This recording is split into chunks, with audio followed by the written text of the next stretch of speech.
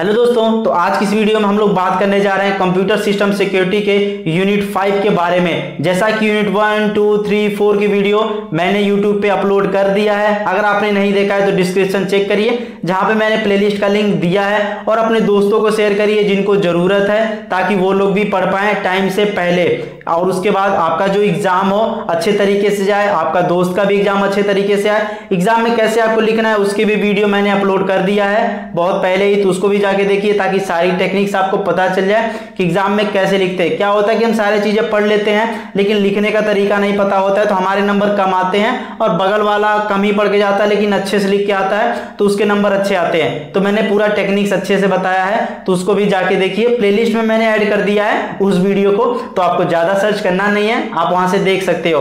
और आपको अगर नोट्स चाहिए और वेबसाइट का लिंक, मोबाइल एप्लीकेशन का लिंक, तीनों डिस्क्रिप्शन में अवेलेबल है, आप वहां पे जाकर उनको यूज कर सकते हो। आप मेरे से कनेक्ट हो सकते हो इंस्टाग्राम, लिंक्डइन पे। और अगर आपको किसी और सब्जेक्ट पे वीडियो चाहिए तो कमेंट करके मुझे बताओ कि मुझे इस सब्जेक्ट पे वीडियो चाहिए, तो मैं आप लोगों के लिए जरूर बनाऊंगा। तो चलो यूनिट 5 की वीडियो को शुरू करते हैं और अपने सारे कॉन्सेप्ट को क्लियर करते हैं। तो दोस्तों, अब हम बात करने जा रहे हैं कंप्यूटर सिस्टम सिक्योरिटी के यूनिट 5 के बारे में, और इस यूनिट का नाम है इंटरनेट इंफ्रास्ट्रक्चर। ओके, तो इसके बारे में हम लोग बात करने जा रहे हैं, और पीछे के सारे यूनिट की वीडियो मैंने अपलोड कर दिया है। अगर आपने नहीं देखा है तो ज़रूर उन वीडियो को जाके देखिए, फिर आके इसको देखिएगा। नोट्स डिस्क्रिप्शन में अवेलेबल है। तो फटाफट चलते हैं, सबसे पहले जान लेते हैं कि हमेशा की तरह इस पूरे वीडियो में किन किन टॉपिक्स को हम लोग डिस्कस करने जा रहे हैं। तो सबसे पहले बात करेंगे हम इंटरनेट इंफ्रास्ट्रक्चर के बारे में बात करेंगे, एक्चुअल में ये होता क्या है अगर हम इस यूनिट को स्टार्ट करने जा रहे हैं।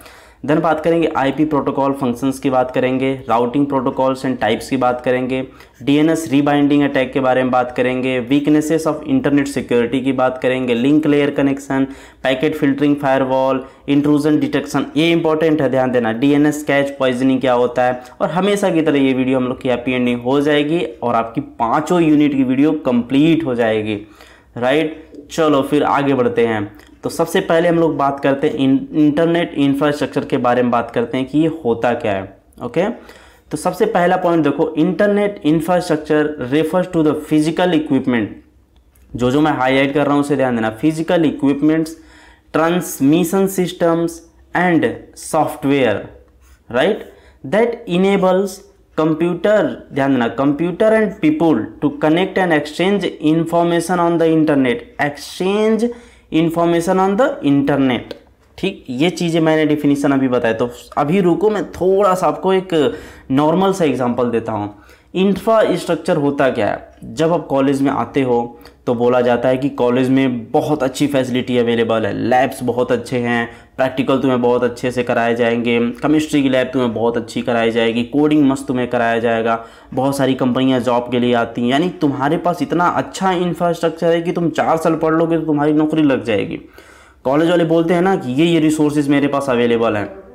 तो ऐसे ही कुछ मिलता जुलता इंटरनेट की दुनिया में भी इंफ्रास्ट्रक्चर होता है, बहुत सारी चीज़ें होती हैं। तो उन बहुत सारी चीज़ों में क्या हो गया, फिजिकल इक्विपमेंट्स हो गया, अरे राउटर हो गया, राइट, मॉडेम, ये सारी चीज़ें आपकी हो गई। ठीक है, उसके बाद ट्रांसमिशन सिस्टम, एक ट्रांसमिशन सिस्टम होता है जो डेटा आपका जिस एक जगह से दूसरी जगह जो डेटा ट्रांसमिट होता है उसका एक सिस्टम्स होता है, और बहुत सारे सॉफ्टवेयर्स उसमें यूज होते हैं।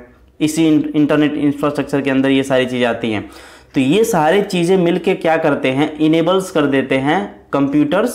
जिस फ़ोन में आप अपना देख रहे हो मेरी वीडियो, ये भी एक काइंड ऑफ कंप्यूटर ही है, और आपका लैपटॉप है वो लैपटॉप, एंड पीपल कौन है, आप लोग। तो कंप्यूटर एंड आप लोगों का, ठीक है, कम्युनिकेशन करा देना इंटरनेट पर, वही होता है इंटरनेट इंफ्रास्ट्रक्चर होता है। तो आप लोग क्या करते हो, अपना फ़ोन, ठीक है, कंप्यूटर एंड पीपल, आप लोग अपना फ़ोन यूज करके क्या करते हो, इंफॉर्मेशन ही तो एक्सचेंज करते हो। फॉर एग्जाम्पल, आप you are searching something on YouTube, okay, and getting result something, right. तो आपने सर्च किया कि CSS यूनिट 5 और something you search related to this, then you got my video, right. तो ऐसी चीज़ें हो रही हैं। और आप लोग अपने व्हाट्सएप पे भी अपने दोस्तों से चैटिंग करते हो, फेसबुक से करते हो, तो आप लोग वहाँ पे भी अपनी इंफॉर्मेशन को एक्सचेंज कर रहे हो। कहाँ पे, इंटरनेट पे कर रहे हो, है ना। तो ये सारी चीज़ें होती हैं इंटरनेट इंफ्रास्ट्रक्चर के अंदर। मैं देखो अभी थोड़ी स्लो चल रहा हूँ ताकि आपको एक क्लियर अंडरस्टैंडिंग हो सके कि एक्चुअल में ये होता क्या है, देन हम धीरे धीरे धीरे फास्ट हो जाएंगे। इसके बाद देखो पहला point, it host processes and deliver the data. It host मतलब जैसे कि आप कोई वेबसाइट बनाते हो या कोई भी डेवलपर वेबसाइट बनाता है तो कहीं होस्ट कर देता है, देन लोग उससे इंटरेक्ट करते हैं, तो ये होस्ट भी करता है। अगर कोई इनपुट आता है या कोई फाइल की डिमांड आती है तो वो प्रोसेस भी करता है एंड डिलीवर द डेटा, और वो डेटा को डिलीवर कर देता है मोबाइल की स्क्रीन पे, लैपटॉप की स्क्रीन पे, right. The data we see on website, तो वही देखो, it host processes and delivers the data we see on website, apps and other online services. तो ये सारी चीज़ें ये करता है। जैसे कि मेरा आपने वीडियो सर्च किया, यूट्यूब कहीं पर होस्ट किया गया है प्लेटफॉर्म, राइट। आपने मेरा कुछ सर्च किया इंटरनेट पे, कंप्यूटर सिस्टम सिक्योरिटी AKTU या CSS AKTU, तो ये आपका इनपुट गया, फिर ये बैकएंड में आपका प्रोसेस हुआ, फिर प्रोसेस होने के बाद ये आपको डिलीवर हो गया। दैट्स इट, सिंपल है, राइट। तो मैं आपको बहुत सिंपल भाषा में समझाने की कोशिश करता हूँ कि दिल और दिमाग दोनों में जाके छप जाए और एग्जाम में मत से आप लिख के आओ। उसके बाद पॉइंट देखो, this infrastructure ensures that data travels, ध्यान दें, data travels smoothly between users and servers across the world. तो if you searching anything on internet, then what you are doing, you are not just searching the Indian website or American website, you are searching all the existing world's website. It can be from China, it can be from Europe, anywhere, Asian country, it can be Middle East country, African country, right। कहीं से भी हो सकती है वो website, तो access कर सकते हो पूरी दुनिया में कहीं से भी। अब वो तो अलग की बात है भाई, चाइना ने अपना खुद का बना रखा है और वहाँ पे कुछ चीज़ें हैं, राइट। तो VPN तो जिंदाबाद है ना। तो आप क्या कर सकते हो कि पूरी दुनिया से कनेक्ट कर सकते हो। उसके बाद देखो, टाइप ऑफ इंटरनेट इंफ्रास्ट्रक्चर क्या होता है। तो इंटरनेट की इंफ्रास्ट्रक्चर भी डिफरेंट टाइप्स की होती है, राइट।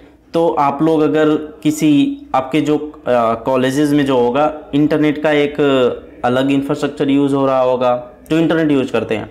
पूरे दुनिया में जो होता है वहाँ अलग होता है, ठीक है। पहले टाइम पे, आज के 10-15 साल पहले जो तरीका यूज होता था वो पुराना था, अभी जो यूज हो रहा है वो थोड़ा नया है। तो ऐसे ही इंटरनेट के इंफ्रास्ट्रक्चर के कुछ टाइप्स हैं। तो सबसे पहला मैं बात करता हूँ dial up internet access. Dial up से आपको याद आ रहा होगा कि फ़ोन कॉल करना, ऐसा कुछ है ना। तो जी आप सही समझ रहे हो। तो ये बेसिकली काम कैसे करता है डायल अप जो इंटरनेट एक्सेस है। तो मैं जो भी बोल रहा हूँ भाई बहुत ध्यान से सुनना मेरी बात को। तो ये कैसे काम करता है, तो इसमें आपका कंप्यूटर क्या करता है, एक मॉडेम को यूज करता है, ठीक है। मॉडेम पहले के टाइम पे नहीं, हम लोग मॉडेम एक छोटा सा ऐसा रहता था मॉडेम, एक ऐसा मॉडेम रहता था, हम लोग यूज करते थे ना मॉडेम। तो वही होता है। तो उस मॉडेम को यूज करके कंप्यूटर क्या करता था, एक फ़ोन नंबर को डायल करता था जो ISP इंटरनेट सर्विस प्रोवाइडर के थ्रू आपको प्रोवाइड किया जाता था, जिसकी मदद से आप इंटरनेट से कनेक्ट हो जाते थे, ठीक है। तो ये था डायल अप इंटरनेट एक्सेस। और ये जो था ये आपका एनालॉग सिस्टम था। इसमें क्या था कि इसमें टेलीफोन की जो टेलीफोन लाइन जो होती थी ना, उसको यूज किया जाता था डेटा को सेंड करने के लिए, ठीक है। जो भी डेटा आता था जाता था वो टेलीफोन लाइन को यूज किया जाता था। और ये जो सिस्टम था ये काफ़ी स्लो एंड आउटडेटेड हो चुका है, ठीक है। ध्यान देना इस चीज़ को, काफ़ी स्लो एंड आउटडेटेड हो चुका है और स्लो भी था ये।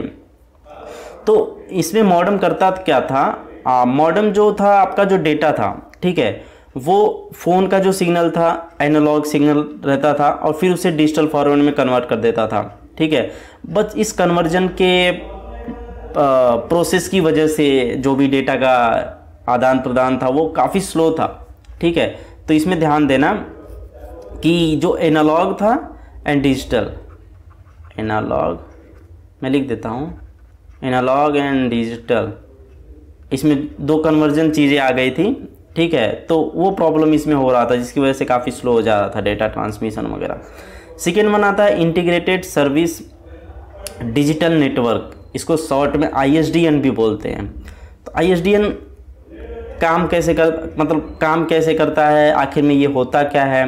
तो ISDN जो होता है पहले जान लेते हैं कि ये होता क्या है, ठीक है। तो ISDN जो है एक सिस्टम है जो क्या करता है, आपकी वॉइस वीडियोस जो भी होती हैं वो टेलीफोन लाइंस के ऊपर जो आपका जाता है एक जगह से दूसरी जगह। आप फॉर एग्जांपल क्या ले सकते हो, जियो का वीडियो कॉलिंग सिस्टम, जियो में वॉइस भी करते हैं, वीडियो कॉलिंग भी करते हैं, ठीक है।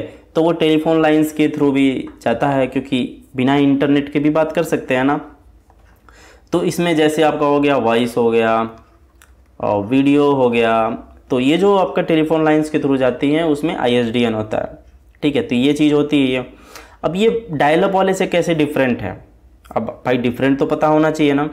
तो जो ISDN होता है वो डेटा को डिजिटल फॉर्म में ही सेंड करता है, ध्यान देना, इसमें जो है ये डिजिटल फॉर्म में ही सेंड करता है, डिजिटल फॉर्म। और डायल अप जो था वो एनालॉग में करता था, फिर डिजिटल में जाता था, तो कन्वर्जन एक था ना यार, मतलब ऐसी चीज़ें थी, ठीक। फ़ोन सिग्नल से कंप्यूटर सिग्नल्स में ट्रांसफ़र होना, ऐसी चीज़ें होती थी पहले।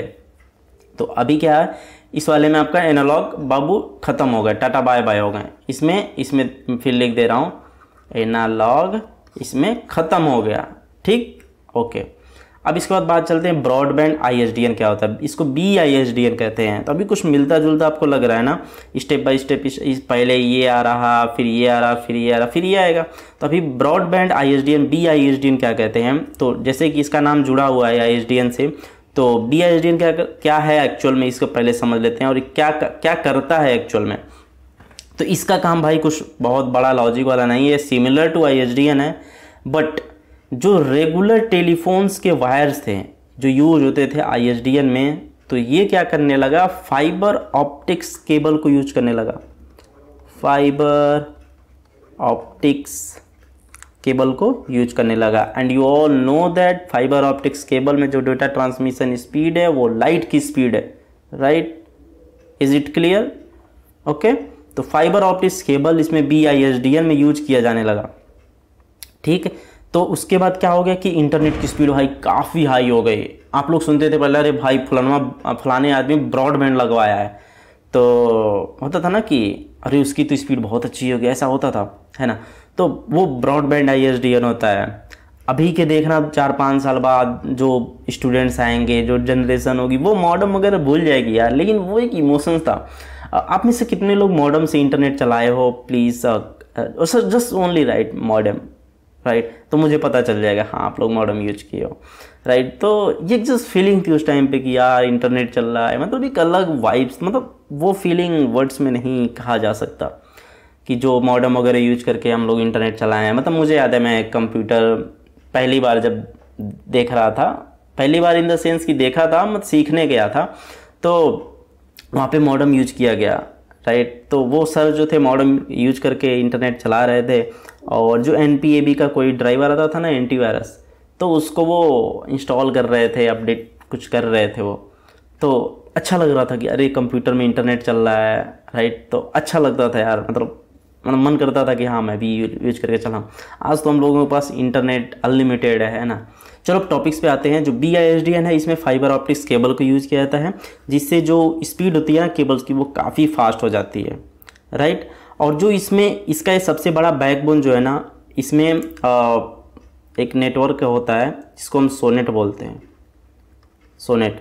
और सोनेट का फुल फॉर्म सुनो, सिंक्रोनस ऑप्टिकल नेटवर्किंग होता है, जो लार्ज अमाउंट ऑफ डेटा को हैंडल करता है भाई, ठीक है। जो लार्ज अमाउंट ऑफ डेटा को हैंडल करता है, जिसकी मदद से आप फाइबर ऑप्टिक्स केबल में डेटा आप GB में भी भेजते हो, बहुत फास्ट जाता है लोगों के पास, राइट। तो ये हो गया। और लेकिन यार एक चीज़ आई, ये टेक्नोलॉजी वाइडली अडॉप्ट नहीं हुई, मतलब ऐसा नहीं था कि घर घर में हर जगह अडॉप्ट कर ली गई हो, ऐसा नहीं था, वाइडली अडॉप्ट नहीं किया गया इस टेक्नोलॉजी को, इसलिए आप ज़्यादातर लोग देखे नहीं होंगे उतना। Digital subscriber line, DSL, right, short में इसको DSL बोलते हैं। तो ये काम कैसे करता है, तो DSL जो होता है ये एग्जिस्टिंग जो कॉपर टेलीफोन की लाइन होती है ना, उसको ही यूज करता है। ध्यान देना, टेलीफोन की जो कॉपर लाइंस होती थी उसको ही यूज करता था, इसको यूज करता है हाई स्पीड इंटरनेट को डिलीवर करने के लिए, राइट। और ये जो फ़ोन कॉल्स होते हैं ना, उनको इंटरप्ट नहीं करता है। ध्यान देना, ये जो रेगुलर फ़ोन कॉल्स होती हैं उनको इंटरप्ट नहीं करता है। ये एग्जिस्टिंग कॉपर टेलीफोन लाइंस जो होती हैं, मैं लिख दे रहा हूँ इसमें, copper telephone, copper telephone lines को ही यूज करता है, ठीक है। तो और इससे रेगुलर फ़ोन कॉल इंटरप्ट वगैरह नहीं होती है, और ये हम ऑलवेज़ मतलब हमेशा ऑन रहता है, और एक कंटिन्यूस इंटरनेट कनेक्शन आपको ये देता है। और आपको हमेशा ये डायल नहीं करना पड़ता है कनेक्शन के लिए, राइट। तो कंटिन्यूस ये इंटरनेट कनेक्शन आपको देता है। तो स्पीड भी इसकी काफ़ी अच्छी है। जो डायल अप हम सबसे पहले वाले बात किए थे उससे ये काफ़ी फास्ट स्पीड देता है, और जो मॉडर्न इंटरनेट की नीड है उसके लिए काफ़ी ये अच्छा है, क्योंकि बार बार आपको कनेक्ट नहीं करना पड़ता है। जो टेलीफोन की एग्जिस्टिंग कॉपर लाइन्स उनको प्रॉपर ये यूज कर लेता है ना। तो अच्छे हैं ना। तो ये सारी चीज़ें इसके अंदर होती हैं। तो आई होप कि इंटरनेट इंफ्रास्ट्रक्चर आपको समझ में आया होगा, और आपको ये भी समझ में आया होगा कि भैया इतने सारे प्रोसेस हैं, ऐसे ऐसे हो के हमारा डेटा जाता है। तो ये बहुत सारी चीज़ें हैं इसमें समझने के लिए, है ना। नेक्स्ट बात करते हैं आईपी प्रोटोकॉल फंक्शंस के बारे में कि क्या होते हैं। तो आईपी प्रोटोकॉल फंक्शन में सबसे पहले समझ लो कि ये होता क्या है। तो internet protocol is like the postal service of the internet. Postal service of the internet मतलब हमारे गांव में जो पोस्ट ऑफिस है, भाई सर्विस तो बेकार होती है पोस्ट ऑफिस की, है ना, जाके उठाना पड़ता है, लेकिन फिर भी सस्ती है यार, अच्छी है, कंपैरिजन नहीं कर सकते ना।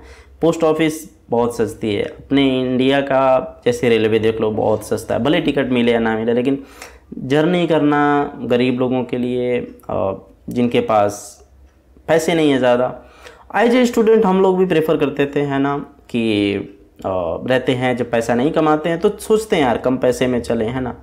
तो वो सारी चीज़ें हैं।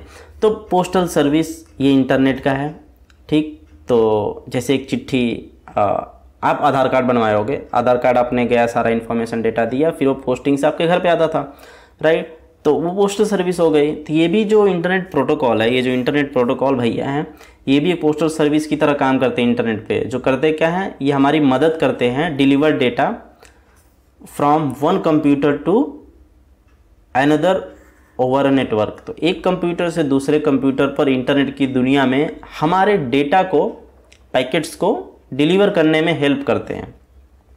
पैकेट्स का जो मैं नाम ले रहा हूँ, तो जो भी आप डेटा क्या बोलते हैं एक जगह से दूसरी जगह सेंड करते हो, तो पैकेट्स के फॉर्म में ट्रांसमिट होते हैं। तो ये क्या करता है, आपने भेजा तो ये प्रोटोकॉल भैया क्या करेंगे, अच्छा दो मुझे दो, तो ये अपने हाथ में ले लेंगे उसको, फिर चलते चलते चलते चलते आपके दोस्त के फ़ोन में लेकर डाल देंगे, समझ रहे हो। तो ये ऐसी डिलीवरी इसकी चलती है। आई होप कि भूलोगे नहीं अभी। तो जब भी भूलना दोस्त को याद कर लेना, अरे प्रोटोकॉल भैया को याद कर लो यार, वो हमारा अभी जो डेटा है, जो फ़ोटो भेजना है इंपॉर्टेंट नोट्स का, अभी वो लेंगे, पहुंचा देंगे मेरे दोस्त के फ़ोन में। अब देखो ये सारी चीज़ें कितनी फास्ट होती हैं, लेकिन बैकग्राउंड का लॉजिक देखो, है ना। तो let's break down the key function of IP. तो कुछ इसके की फंक्शंस हैं, वो समझने बहुत ज़रूरी हैं आपके लिए। तो चलो उसको समझते हैं। तो सबसे पहला आता है एड्रेसिंग होता है। तो ये मैंने देखो सब में लिखा है व्हाट इट डज, करता क्या है। तो देखो क्या करता है, assigns a unique address to every device for sending and receiving data. तो ये क्या करता है प्रोटोकॉल फंक्शन, जो भी डिवाइस हैं उनको एक यूनिक एड्रेस प्रोवाइड कर देता है, ठीक है, जिससे रिकॉग्नाइज किया जा सके उन डिवाइसेस को कि जहाँ से डेटा आ रहा है, जहाँ पे डेटा रिसीव हो रहा है। तो ये एक यूनिक एड्रेस वहाँ पे प्रोवाइड कर देता है। अभी आप बोलोगे मैं दोस्त से कम्युनिकेट कर रहा हूँ, तो सारी डिवाइसेस कैसे आ गई, एवरी डिवाइस ये बोल रहा है। अरे भैया जब ग्रुप में चैटिंग करते हो तो मैसेज सबके पास जाता है, जब ब्रॉडकास्ट करते हो एक बार में, है ना। तो ये क्या करता है, सारे डिवाइसेस को एक यूनिक एड्रेस प्रोवाइड कर देता है, जिससे सेंडिंग और जहाँ से सेंडिंग एंड रिसीव डेटा हो रहा है। राउटिंग कैसे करता है ये, find the best path to deliver data across network. तो ये क्या करता है कि मान लो कि जैसे गूगल मैप में आप सर्च करते हो एक जगह से दूसरी जगह जाना है, तो उसमें सबसे बेस्ट पाथ जो होता है वो आप चूज़ करते हो ना, ऑब्वियसली। तो ऐसे ये भी क्या करता है कि यार किस पाथ से हम उसका डेटा ला के पहुँचाएँ कि जल्दी से उसका डेटा पहुँच जाए उसके दोस्त के फ़ोन में, है ना। मान लो कोई अपने बॉयफ्रेंड है, वो अपनी गर्लफ्रेंड को कुछ भेज रहा है, और वो कह रहा है कि यार ये जल्दी से पहुंच जाना चाहिए, तो वो अरे उसकी गर्लफ्रेंड वेट कर रही होगी, है ना, तो जल्दी से उसका डेटा पहुंचाता हूं। तो ये क्या करेगा, फटाक से एक शॉर्टकट रास्ता खोजेगा, फटाक से पहुंचा देगा डेटा, अरे भाई पहुंच गया, है ना। तो ऐसे ही होता है। सेकेंड नंबर देखो, data encapsulation and formatting. Encapsulation जब भी कहीं आए वर्ड, अगर ये जावा के ऊप्स में आए या कहीं भी, इनकैप्सुलेट, ध्यान देना, एक कैप्सूल के अंदर डेटा को डाल देना, यानी किसी चीज़ के अंदर डेटा को डाल देना, सारा डेटा को किसी चीज़ के अंदर बंद कर देना, इनकैप्सुलेट कर देना, समझ रहे हो। फॉर्मेटिंग मतलब ये डिलीट करने वाला नहीं, फॉर्मेटिंग मतलब सजाने वाला है, ठीक है। जैसे कि आप मतलब आप सुबह सुबह उठे गंदे गंदे कप, मतलब सुबह सुबह उठे मुंह पे क्या अच्छे से आँख खुल नहीं रही है, बाल बिखरे बिखरे हैं, है ना, तो आप अभी अच्छे तरह से फॉर्मेट नहीं हो। लेकिन वही चीज़ अगर आप फिर जाते हो, अच्छे शावर लेते हो, अच्छे से कंघी करते हो, क्रीम वगैरह लगाते हो, अच्छे से कपड़े पहनते हो, तो अपने आप को क्या कर लेते हो, फॉर्मेट कर लेते हो कि भाई अब मैं अच्छा हो गया हूँ, अच्छा दिख रहा हूँ। ऐसे कोई डिज़ाइनिंग आप करते हो, ठीक है, तो किसी की टेक्स्ट साइज़ 35 होती है, किसी की टेक्स्ट 22 होता है, किसी का 21, तो अच्छे से क्लटर दिखता, अच्छा नहीं दिखता है ना, तो उसकी भी प्रॉपर जब फॉर्मेटिंग कर देते हो तो अच्छा दिखने लगता है। तो फॉर्मेटिंग ये होता है। तो चलो अब हम CSS के फॉर्म में जो है उसको समझते हैं। What it does, packages data from TCP UDP। TCP UDP मैंने पहले बता रखा है, ठीक है, तो आप पीछे समझे होंगे सारी चीज़ों को। तो पैकेजेस डेटा, पैकेजेस मतलब पैक करता है, packages data from TCP UDP into IP datagram. Datagram वगैरह के बारे में बात कर चुके हैं हम लोग। तो क्या करता है कि जो भी TCP UDP से जो डेटा आता है, ठीक है, उसको IP डेटाग्राम में क्या करता है, पैक कर देता है। पैक कर दिया तो यही क्या किया, इनकैप्सुलेट कर दिया, ठीक है। Why it's important, ensure data is organize for every transmission. Organize मतलब वही फॉर्मेटिंग कर दिया, तो ये इंश्योर करता है कि जो भी डेटा आपका है वो ऑर्गेनाइज्ड है और जो ट्रांसमिशन होगा ईजी होगा। अब जैसे अगर आप ऑर्गेनाइज डेटा रहेगा तो आसानी से ट्रांसमिट भी कर दिया जाएगा, अच्छा एड्रेस ये है, डेटा ये है, ऐसे ऐसे डेटा को किया गया है, तो आराम से वो ट्रांसफ़र भी हो जाएगा। अब क्लटर्ड डेटा होगा तो उसको भी कन्फ्यूज़न होगा, अच्छा ये डेटा है, ऐसे है, वैसे है, मतलब कन्फ्यूज़ जाएगा वो, कहाँ भेजना है, कैसे भेजना है, तो ये सारी चीज़ें प्रॉब्लम होगी, तो ये वो काम कर देता है। थर्ड नंबर पे फ्रेगमेंटेशन एंड रीअसेंबली। तो वाई फ्रेगमेंटेशन इज नीडेड, इसको समझ लेते हैं। Networks handle different packet size. तो फ्रेगमेंट की नीड क्यों पड़ी, क्योंकि जो पैकेट के साइज़ होते हैं वो ऐसा तो नहीं है ना सेम साइज़ के हमेशा पैकेट चाहेंगे, तो अगर फ्रेगमेंटेशन की ज़रूरत फिर वहाँ पे आई कि भाई इसको डिफरेंट साइजेस के जो पैकेट्स आते हैं उसको भी नेटवर्क हैंडल करे ना, तो उसके लिए ये फ्रेगमेंटेशन का कॉन्सेप्ट आया। रीअसेंबली क्या था कि reconstruct fragments into the original packet at the destination. अब देखो जब पैकेजिंग करते हैं हम लोग, ठीक है, पैकेजिंग करते हैं तो उसको कम से कम जगह में हम लोग हटाने का, मतलब कम से कम जगह में आ जाए उसको रखने की कोशिश करते हैं कि कम जगह ले। फिर जब उस चीज़ को खोलते हैं तो फिर उसको ओरिजिनल फॉर्मेट में लाना होता है ना, तभी तो वो यूजफुल चीज़ होती है। तो यही क्या करता है, रीअसेंबली करता है, रिकंस्ट्रक्ट कर देता है फ्रेगमेंट्स को, तो फिर उसको ओरिजिनल फॉर्म में डेस्टिनेशन पे जाके ओरिजिनल फॉर्म में करता है। तो जो भी आप फाइल्स भेजते हो वो as it is data transfer नहीं होती है बीच में यार, वो इनक्रिप्टेड फॉर्म में या बहुत उसको कंप्रेस करके किया जाता है, क्योंकि जितना कम में कंप्रेस किया जाएगा, जितना ऑप्टिमाइज तरीके से किया जाएगा उसकी साइज़ कम होगी और उतनी स्पीड से वो ट्रांसफ़र की जाएगी। तो ये सारी चीज़ें इसके अंदर होती हैं। अब हम बात करने जा रहे हैं राउटिंग प्रोटोकॉल्स एंड उसके टाइप के बारे में। तो राउटिंग प्रोटोकॉल क्या होता है, तो routing protocol help devices like routers find the best path to send data from one network to another. तो जो भी राउटर्स, अगर आपके घर में वाईफाई होगा, आप पीजी या हॉस्टल में रहते हो तो राउटर्स तो देखते होगे ना हर जगह, उसके थ्रू आप लोग इंटरनेट चलाते हो, लेकिन बैकएंड में चीज़ें कैसे चलती हैं, वो करता क्या है, कैसे आपका डेटा फटाक से भेजता है ना। तो इसमें देखो जो राउटिंग प्रोटोकॉल्स होते हैं तो वो डिवाइसेस को मदद करते हैं कि बेस्ट पाथ फाइंड करने में। Best path in the sense कि कौन सा पाथ बेस्ट होगा जिससे डेटा ट्रांसफ़र होगा। वही गूगल मैप वाला एग्जांपल मैंने बताया, शॉर्टेस्ट पाथ फाइंड करने का, नियरेस्ट किससे जाओगे तो कम किलोमीटर कम दूरी पड़ेगी या ट्रैफिक कम रहेगा, है ना। तो वो बेस्ट पाथ फाइंड करने का ये क्या काम करता है, ठीक। वही एग्जांपल भी है, think of it like Google map but for network traffic. तो आप अपने आप को इमेजिन ना करना गूगल मैप का, मैंने रिलेट करके बस एग्जांपल दिया, तो इसको नेटवर्क ट्रैफिक की तरह समझना, जो कि इंश्योर करता है quickest and most efficient route for sending data across the internet और प्राइवेट नेटवर्क। तो if you are working in company और इफ़ यू आर यूजिंग और if your college teachers using private networks, then वहाँ पे जो data transfer हो रहा है या फिर हम लोग जो इंटरनेट पब्लिकली यूज़ कर रहे हैं वहाँ पे जो डेटा का ट्रांसफ़र हो रहा है, तो ये मदद करता है कि बहुत फास्ट तरीके से और इफ़िशियंट तरीके से आपका डेटा जल्दी से जल्दी पहुँच जाए, है ना। तो ये सारी चीज़ें इसके अंतर्गत होती हैं। तो टाइप्स ऑफ राउटिंग प्रोटोकॉल देखो, तो इसमें जो टाइप्स हैं, तो पहला है स्टैटिक राउटिंग। तो ये व्हाट इट इज़, तो यह है क्या, in static routing routes are manually configured by the network administrator. तो जो रूट्स होता है स्टैटिक राउटिंग में ये ऑटोमेटिक नहीं होता है, राइट।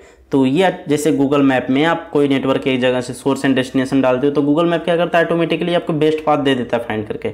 लेकिन अगर आप पेपर पे ड्रॉ करते हो, अपने दोस्त को बताते हो, तो बोलते हो भैया तुम ऐसे ऐसे इसी रास्ते पे जाना, नहीं तो तुम खो जाओगे, है ना।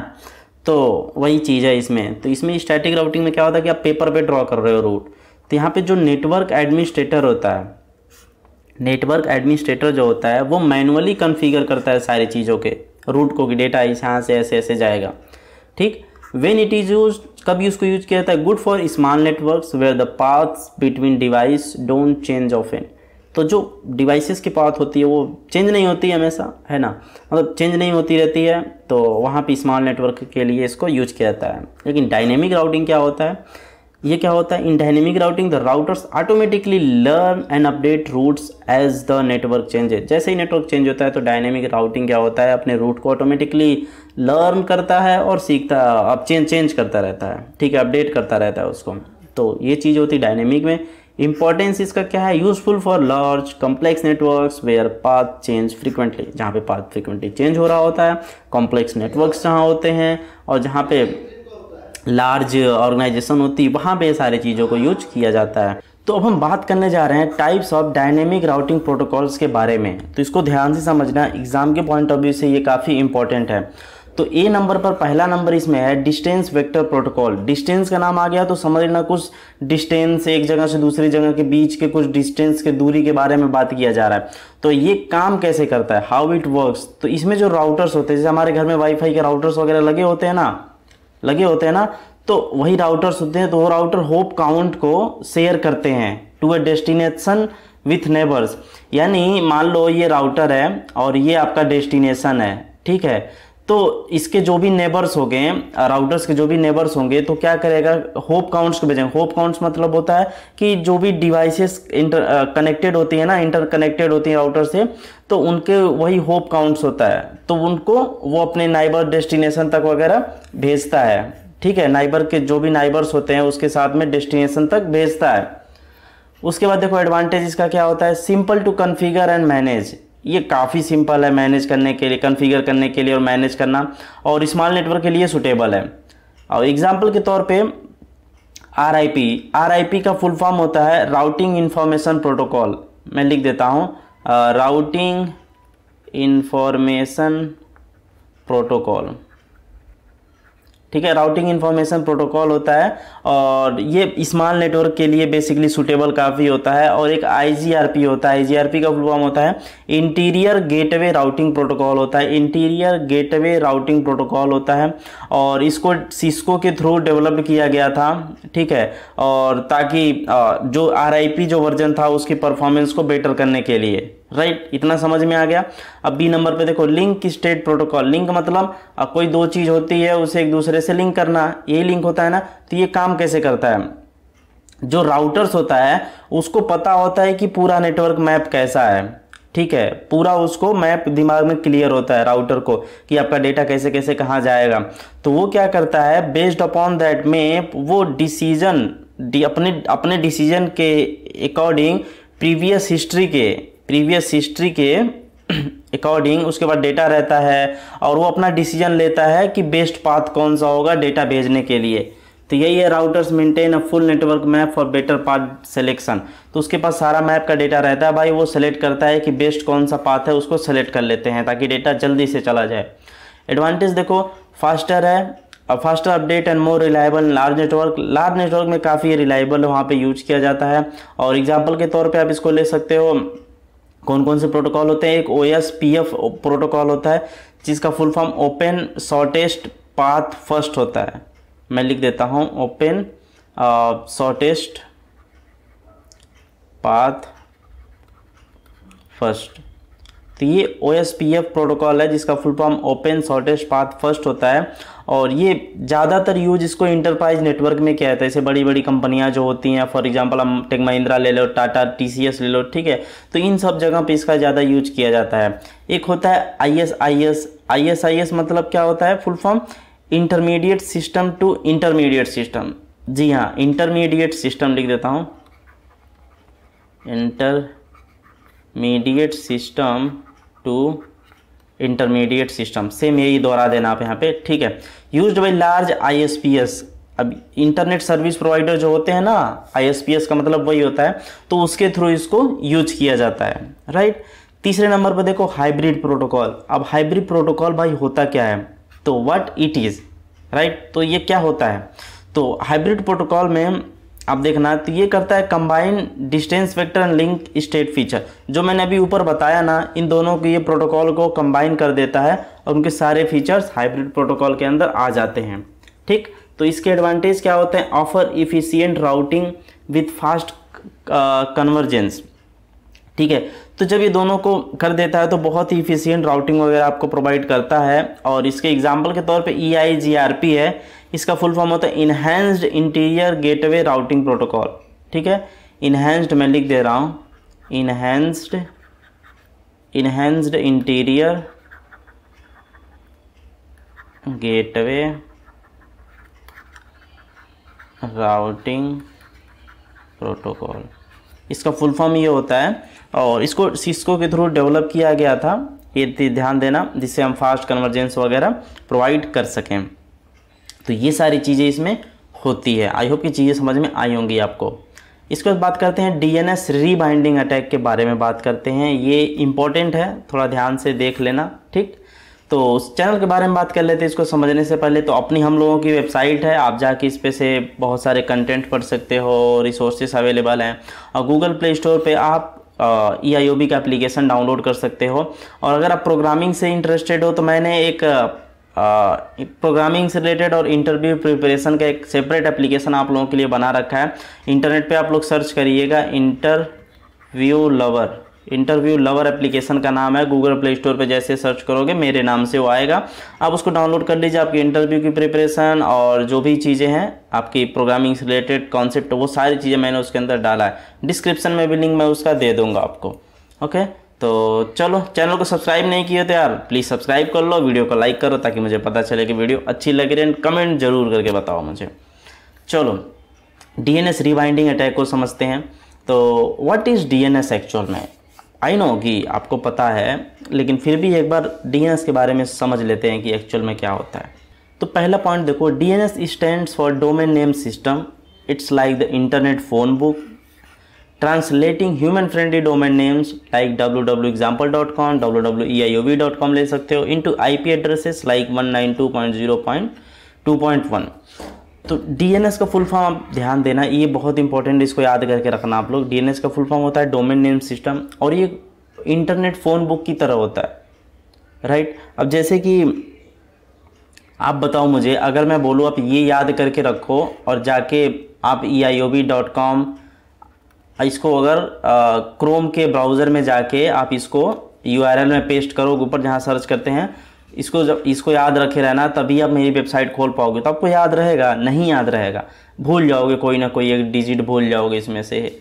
या चलो मान लो याद भी कर ले, तो दुनिया में बहुत सारी वेबसाइटें जो आपको याद है, Flipkart, Amazon, Facebook, Google, Yahoo, Gmail, बहुत सारी वेबसाइट से आप यूज करते हो। क्या आप सबका ऐसा याद करते चलोगे क्या, ऐसा डिजिट नहीं याद करोगे ना, याद करना भी मुश्किल है, राइट। तो डोमेन नेम यही करता है कि भाई तू मुझे वर्ड के फॉर्म में जो भी नाम दे, चल भाई तू वर्ड के फॉर्म में याद कर, मुझे पता है कि तुम वो नाम वगैरह अच्छे से याद कर लेगा किसी वेबसाइट का। तो तू नाम जैसे ही इंटर करेगा तू URL में, वैसे ही मैं क्या करूँगा, इसको IP एड्रेस में मैं खुद कन्वर्ट कर लूँगा, तू टेंशन मत ले।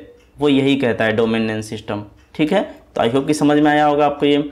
फिर सेकंड पॉइंट पे देखो, when you type a website name into a browser, DNS helps your computer find the corresponding IP address so it can connect to the website server. तो वही चीज़ मैंने बताया कि जैसे आप ब्राउज़र में अपना वेबसाइट का नाम टाइप करते हो तो DNS आपके कंप्यूटर को मदद करता है कि भाई उससे जो उसकी जो IP एड्रेस है उस वेबसाइट की, उसको फाइंड करने में हेल्प करता है। और क्या करता है कि उस वेबसाइट के सर्वर से कनेक्ट कर देता है, ठीक है, ताकि भाई डेटा वगैरह फेच हो। आपको ही पता है सारा डेटा सर्वर पे अपलोड रहता है, आपकी फ़ोटोज़ वीडियो इंस्टाग्राम की जो भी है सारा सर्वर पे ही अपलोड है ना। और जो भी कंटेंट हम लोग विकिपीडिया वगैरह जो भी पढ़ते हैं सारा कंटेंट कहीं ना कहीं सर्वर पे अपलोड है ना, तो ये सारी चीज़ें वहीं से आती हैं। उसके बाद देखो what is a DNS rebinding attack. अभी DNS समझ में आ गया ना, तो एक लाइक करो। और दूसरा चीज़ अभी DNS रीबाइंडिंग अच्छे समझ में आएगा आपको। तो पहला पॉइंट देखो, DNS rebinding is a type of attack. ध्यान देना, ये एक तरह का अटैक होता है भाई, ये कोई अच्छी चीज़ नहीं अटैक है। That allows a malicious website to interact with users local network. That allows a malicious website to interact with user local network exploiting the browser security measures. अब भाई देख लो, इसमें जो आपके ब्राउज़र की सिक्योरिटी होती है वो भी एक्सप्लॉइट होती है, और जो यूज़र्स होता है उसके लोकल नेटवर्क को भी ये अफेक्ट करती है भाई। और आपके लोकल नेटवर्क पे जो भी चीज़ें होंगी, local network in the sense आपके फाइल मैनेजर में जो भी file C drive D drive में जो भी फाइल होगी वो सब हैकर अटैकर चुरा ले जाएगा, आपको उठा ले जाएगा। यानी उसको लोकल नेटवर्क का सारा एक्सेस मिल जाएगा भाई। यानी आपके लैपटॉप में जो भी C D ड्राइव में कोई भी सीक्रेट चीज़ कुछ भी रखे हो ना, सब उठा ले जाएगा चुरा के, राइट। तो ये चीज़ होती है इसमें भाई, इस अटैक में कितना खतरनाक है ना यार। सेकेंड पॉइंट देखो, it tricks the victim browser into making request to private IP address. It tricks the victim browser, it tricks the victim browser. Victim मतलब मान लो अगर आपका हैक कोई कर रहा है तो ये ट्रिक करता है आपका मतलब विक्टिम ब्राउजर को कि वो रिक्वेस्ट करे एक प्राइवेट IP एड्रेस को इस तरीके से। We should normally be protected from external access, right. तो ये सारी चीज़ें इसमें होती हैं। तो आपको प्राइवेट IP एड्रेस पर क्लिक करवाएगा भाई, अगर कर दिए तो ख़त्म। तो ये काम कैसे करता है, हाउ DNS रीबाइंडिंग वर्क्स, तो इसमें थोड़ा हम डिटेल से अच्छे तरीके से समझेंगे हम लोग हाउ DNS रीबाइंडिंग वर्क्स। तो अब इसके काम करने के तरीकों को समझते हैं। हमने एक छोटा सा ओवरव्यू देख लिया कि DNS रीबाइंडिंग अटैक होता क्या है। अब ये एक्चुअल में काम कैसे करता है, तो जो अटैकर है, मान लो आप ही अटैकर बन सकते हो, हैकर बन सकते हो, लेकिन अच्छे काम करना, ठीक है। इनिशियल, पहले नंबर पर देखो इनिशियल DNS रिजोल्यूशन, ठीक, इनिशियल DNS रिजोल्यूशन करता है वो, पहला फेज होता है उसका। The attacker sets up a malicious website, तो सबसे पहले वो एक मैलिशियस वेबसाइट का सेटअप करता है। When a user visit this site, आपके पास किसी तरीके से लिंक आता है कि भैया तुमको 50% डिस्काउंट दे रहा है, तुमको 100% डिस्काउंट, 1 रुपये में ये सामान खरीद लो, ऐसी कुछ वेबसाइट का लिंक आपके आता है। तो फिर the attacker uses DNS domain name system to resolve a domain name to an IP address controlled by them। तो वो क्या करता है कि DNS सिस्टम को यूज करता है और उससे वो क्या करता है कि जो IP एड्रेस होता है उसको वो कंट्रोल कर रहा होता है, जिसकी मदद से ही जो आपका IP एड्रेस जो लोकल नेटवर्क का लेता है ना, वो हैक करता है आपका, वो ऐसे ही करता है वो। When a user visits this site, the attacker uses DNS to resolve a domain name to an IP address controlled by them। तो जैसे देखो, जैसे ही आपको कोई वेबसाइट के थ्रू या 1 रुपये का ऑफ़र, 2 रुपये का ऑफ़र आता है ना कि 1 रुपये में ये सामान खरीद लो, ये इस वेबसाइट पे 50% का ऑफ़र है, कभी हम लोग ईमेल पे आता है तो क्लिक कर देते हैं। तो जैसे ही यूज़र विजिट करता है इनके साइट पे, तो अटैकर जो होता है वो DNS को यूज करता है कि ताकि जो डोमेन नेम अभी तो रिटन फॉर्म में है, जैसे मान लो हैकर का है ना जो attacker.com, तो वो तो लिखा हुआ है वर्ड के फॉर्म में, तो इसको रिजॉल्व करने के लिए वो IP एड्रेस DNS सिस्टम को यूज करता है ताकि वो IP एड्रेस को निकाल सके वहाँ से, समझ रहे हो। और उनके थ्रू ही ये कंट्रोल किया जाता है, जो वेबसाइट होती है वो अटैकर के थ्रू कंट्रोल किया जाता है। फिर इसके बाद आपका अभी ये वेबसाइट आपकी ब्राउज़र पे ओपन होती है, जाहिर सी बात है ना। तो अब वहाँ से इंटरेक्ट जब करेगी तो मैलिशियस वेबसाइट जो होती है वो जावास्क्रिप्ट के कोड को एक रन करती है, और वो जब कोड रन होता है तो वो एक रिक्वेस्ट भेजता है। रिक्वेस्ट किसको भेजता है, अटैकर की जो वेबसाइट है attacker.com, ये जो रिजॉल्व करके 1.2.3.4 दिया था ना, ठीक है, तो वो अब उसको भेजती है कि भैया कि ये IP एड्रेस है which is the attacker server. जब पहली बार अटैकर की वेबसाइट आपके लैपटॉप में रन करेगी तो सबसे पहले क्या करेगा, अटैकर की वेबसाइट रन होगी और DNS रिजॉल्व करके अटैकर की ही IP एड्रेस उसको भेज देगा, यानी कि वो जान जाएगा कि भैया अब सब कुछ सही चल रहा है। अब देखो रीबाइंडिंग में क्या होता है, तो the attacker then changes the DNS record, वो DNS system domain name system में जाता है और अब रिकॉर्ड को चेंज करता है। For the same domain name. Same domain name जो होता है attacker.com, जो सेम डोमेन होता है उसको चेंज कर देता है। लेकिन क्या चेंज कर देता है? To resolve a private IP address like 192.168.111। तो ये जिसकी IP एड्रेस किसकी? ये विक्टिम की है, यानी आपकी IP एड्रेस से वो क्या कर देता है? उसको चेंज कर देता है instead of their server IP address. कि अब वो क्या करता है, ये वाली जो होती है अभी इसको हटा देता है और इस वाले को ऐड कर देता है। तो जैसे ही ऐड कर देता है तो फोर्थ पॉइंट देखो, एक्सेसिंग लोकल रिसोर्सेज।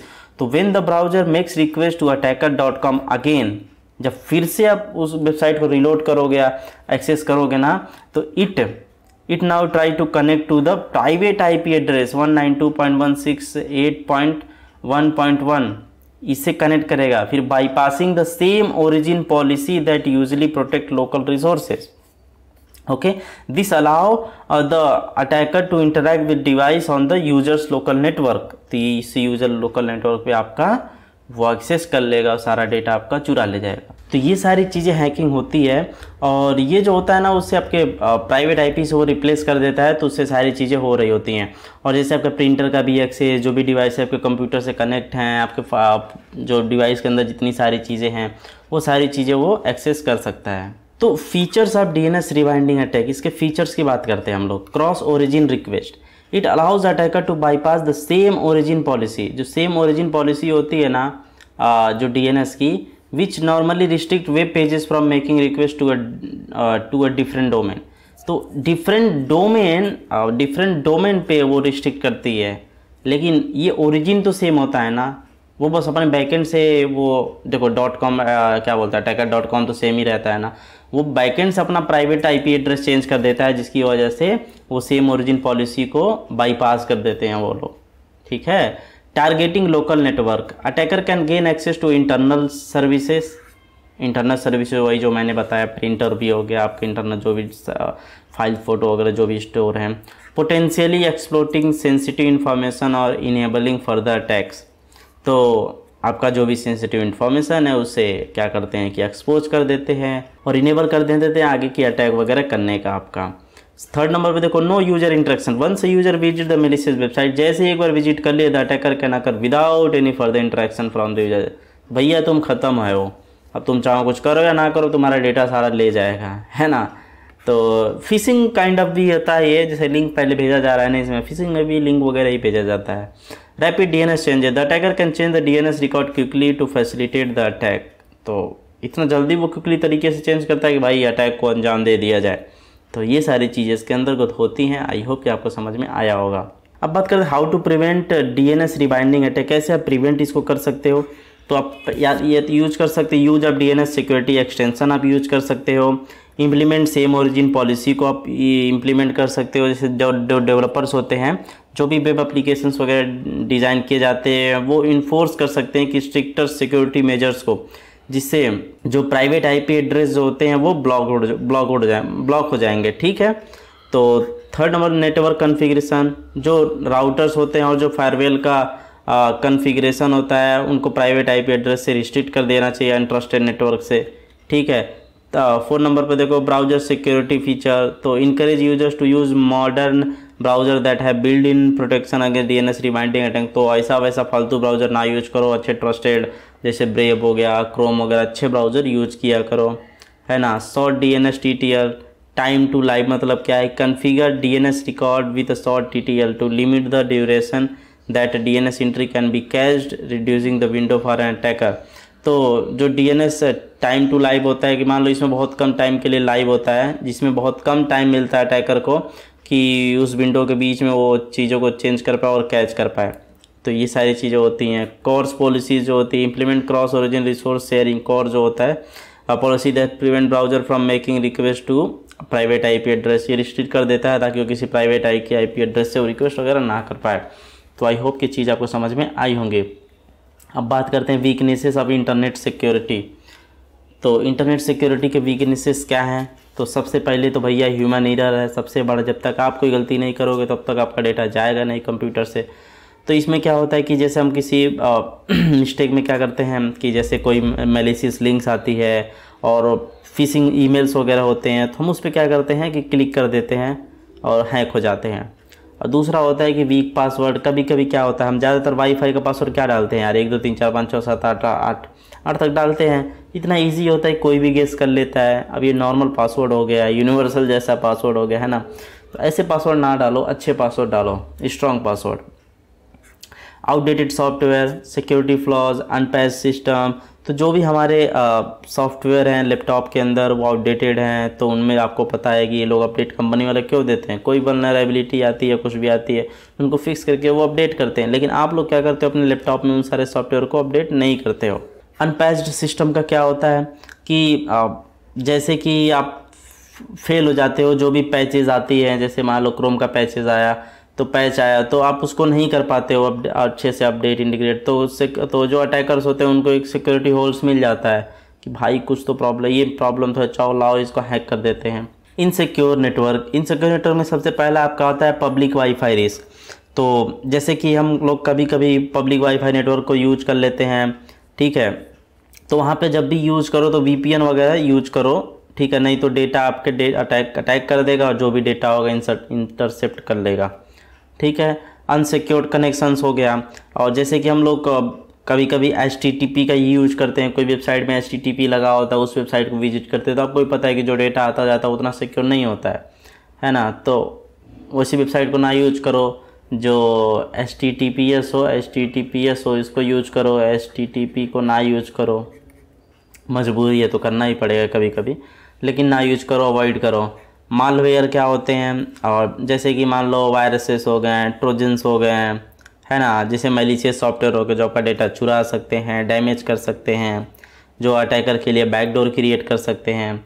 रैनसमवेयर तो आपको पता है फिरौती की एक रकम होती है, ये एक टाइप ऑफ मालवेयर ही होता है, ठीक है, और इसमें आपके सिस्टम को लॉक कर दिया जाता है, ठीक, और पैसे की डिमांड की जाती है कि भैया तुम पैसे दो, फिर तुम्हारा सिस्टम खोल देंगे हम, तब तुम्हारा डेटा पूरा आ जाएगा, नहीं तो सारा डेटा ख़त्म। सोशल इंजीनियरिंग देखो, सोशल इंजीनियरिंग में क्या होता है कि फिशिंग अटैक किया जाता है। फिशिंग अटैक में आपको एक अच्छा लुभावना ईमेल वगैरह सेंड किया जाता है, और आप लॉगिन करते हो, अपना पर्सनल डेटा, क्रेडिट कार्ड कुछ भी डालते हो, तो डेटा उस अटैकर के पास चला जाता है।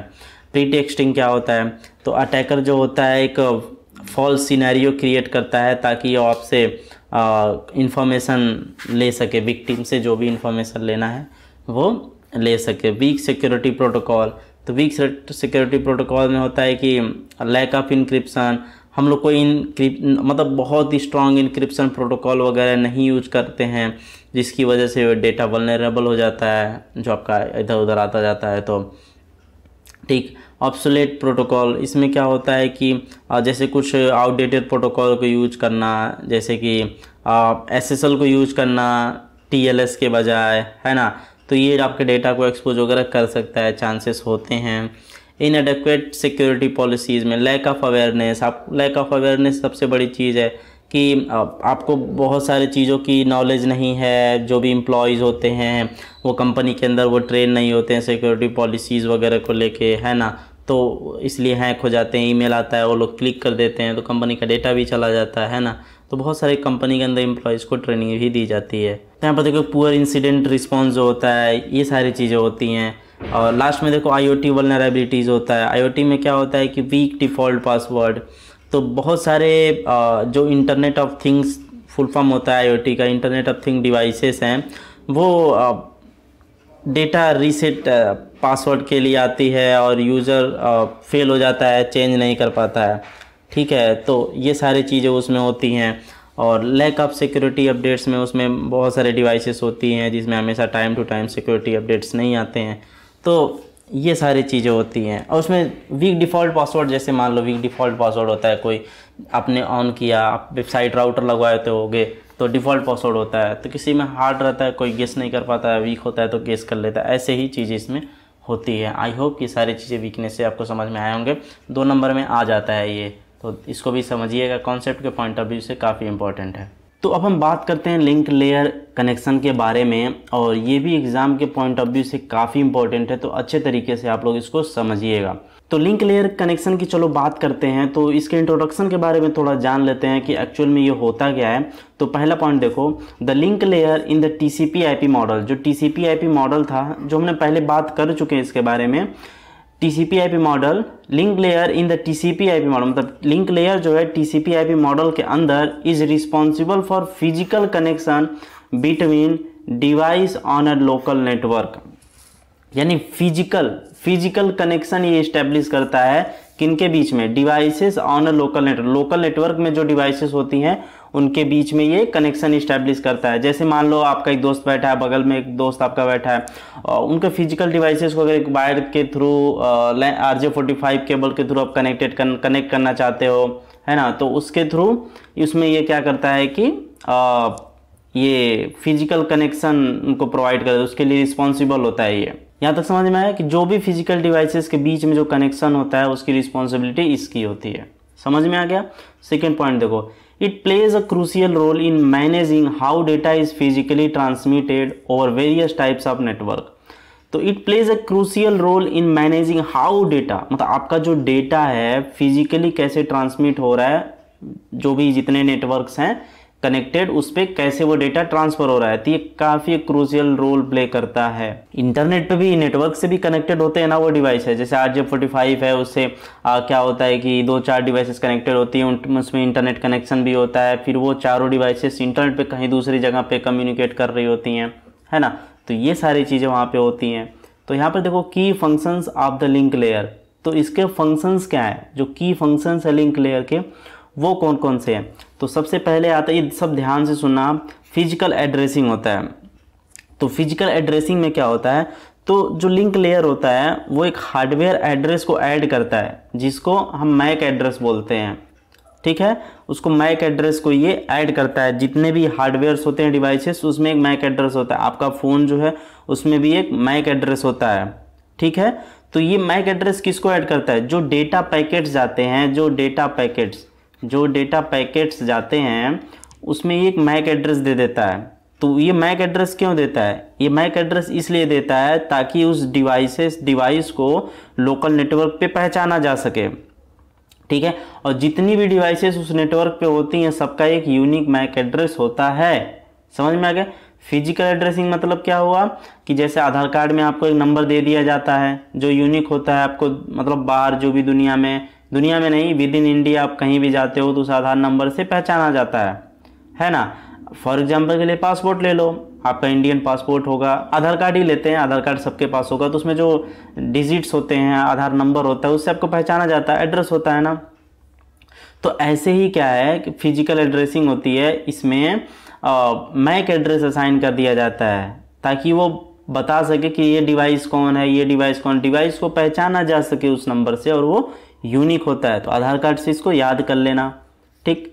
चलो अब फ्रेमिंग, ये फिजिकल एड्रेसिंग में ध्यान देना एक चीज़ और मैंने क्लियर फिर कर दे रहा हूँ कि जो डेटा पैकेट्स होते हैं इसमें ये मैक एड्रेस को ऐड कर देता है ताकि जब ये डेटा पैकेट्स, या ध्यान देना, एक कंप्यूटर से दूसरे कंप्यूटर में जाए तो ये कंप्यूटर में पता चले कि ये किस कंप्यूटर से डेटा आ रहा है, समझ रहे हो, तो ये मैक एड्रेस से पहचान करेगा। तो अभी फ्रेमिंग की बात करते हैं। तो फ्रेमिंग का मतलब क्या होता है, जैसे कि आप लोग फ़ोटो फ्रेम कराते हो उसे ही दिमाग में रख के समझो। तो जो भी डेटा नेटवर्क लेयर पे होता है वो फ्रेम के अंदर इनकैप्सुलेट हो जाता है। इनकैप्सुलेट मतलब बहुत सारी चीज़ें हैं एक कैप्सूल के अंदर डाल दो, राइट। तो एक फ्रेम के अंदर उसे सारे डेटा को जो भी होता है जो नेटवर्क लेयर से आ रहा होता है वो इनकैप्सुलेट हो जाता है फ्रेम में। जो फ्रेमिंग है उसमें हेडर्स होते हैं, ट्रेलर्स होते हैं, डेटा के जो भी होते हैं वो हेडर्स होते हैं, हेडर्स एंड ट्रेलर्स होते हैं, ठीक है। हेडर्स एंड ट्रेलर्स होते हैं जो क्या क्या कंटेन कर रहे होते हैं, वो सारी इंफॉर्मेशन कंट्रोल कर रहे होते हैं, वो सारी इंफॉर्मेशन उसमें स्टोर होती है। जैसे कि मैक एड्रेस हो गया, जिस डिवाइस में डेटा जा रहा है उसका मैक एड्रेस, जिस डिवाइस में डेटा जाना है उस डिवाइस का एड्रेस, ठीक है। एरर चेकिंग, जो डेटा में एरर चेकिंग भी होती है, ये सारी चीज़ें उस फ्रेमिंग के अंदर होती हैं। नेक्स्ट देखो एरर डिटेक्शन एंड करेक्शन, तो ये भी काफ़ी एक इम्पॉर्टेंट पार्ट है इसके अंदर, लिंक लेयर के अंदर। तो जैसे कि लिंक लेयर जो होता है काफ़ी सारी टेक्निक्स को यूज करता है जिससे वो जो ट्रांसमिटेड फ्रेम्स हैं उसके अंदर एरर्स वगैरह को फाइंड आउट किया जा सके, ठीक है। अब देखो एरर्स वगैरह क्यों फाइंड आउट करते हैं, अगर कोई डेटा फ्रेम में जा रहा है, अगर उसमें कोई एरर है तो डिटेक्ट भी करना है ना, तो ये क्या करता है, उसको डिटेक्ट करने का काम करता है। तो ये अगर एरर कोई है तो उसे डिटेक्ट करता है, और जो फ्रेम है उसको क्या कर सकते हैं, डिस्कार्ड भी कर सकता है। ठीक है, वो डिस्कार्ड भी कहेगा भाई नहीं ये डेटा जाएगा। और करेक्शन इन द सेंस कि अगर मान लो किसी वजह से नहीं डेटा जा पा रहा है तो उसे रीट्रांसमिट भी करता है।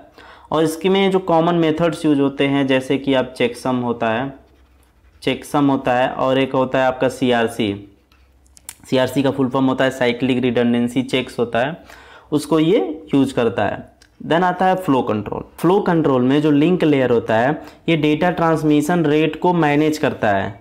कि किसके बीच में मैनेज करता है, तो जो डिवाइसेस होती हैं और कुछ स्लोअर डिवाइसेस होती हैं, अगर उसमें बहुत सारा डेटा भेजोगे तो वो भाई डेटा ले नहीं पाएगी उतनी स्पीड से, तो ये उस चीज़ को मैनेज करता है। तो ये इंश्योर करता है कि जो सेंडर है उतने अमाउंट में डेटा नहीं भेज सकता जितने अमाउंट में रिसीवर की कैपेसिटी ही नहीं है ना। रिसीवर की कैपेसिटी अगर 1 Mbps फॉर एग्जांपल के लिए 1 Mbps के रेट से वो डेटा रिसीव कर सकता है, तो उसे आप 5 Mbps की स्पीड से डेटा फटाफट नहीं भेज सकते हो, है ना। तो ये चीज़ें इसमें होती हैं। तो ये फ्लो भी कंट्रोल कर रहा होता है।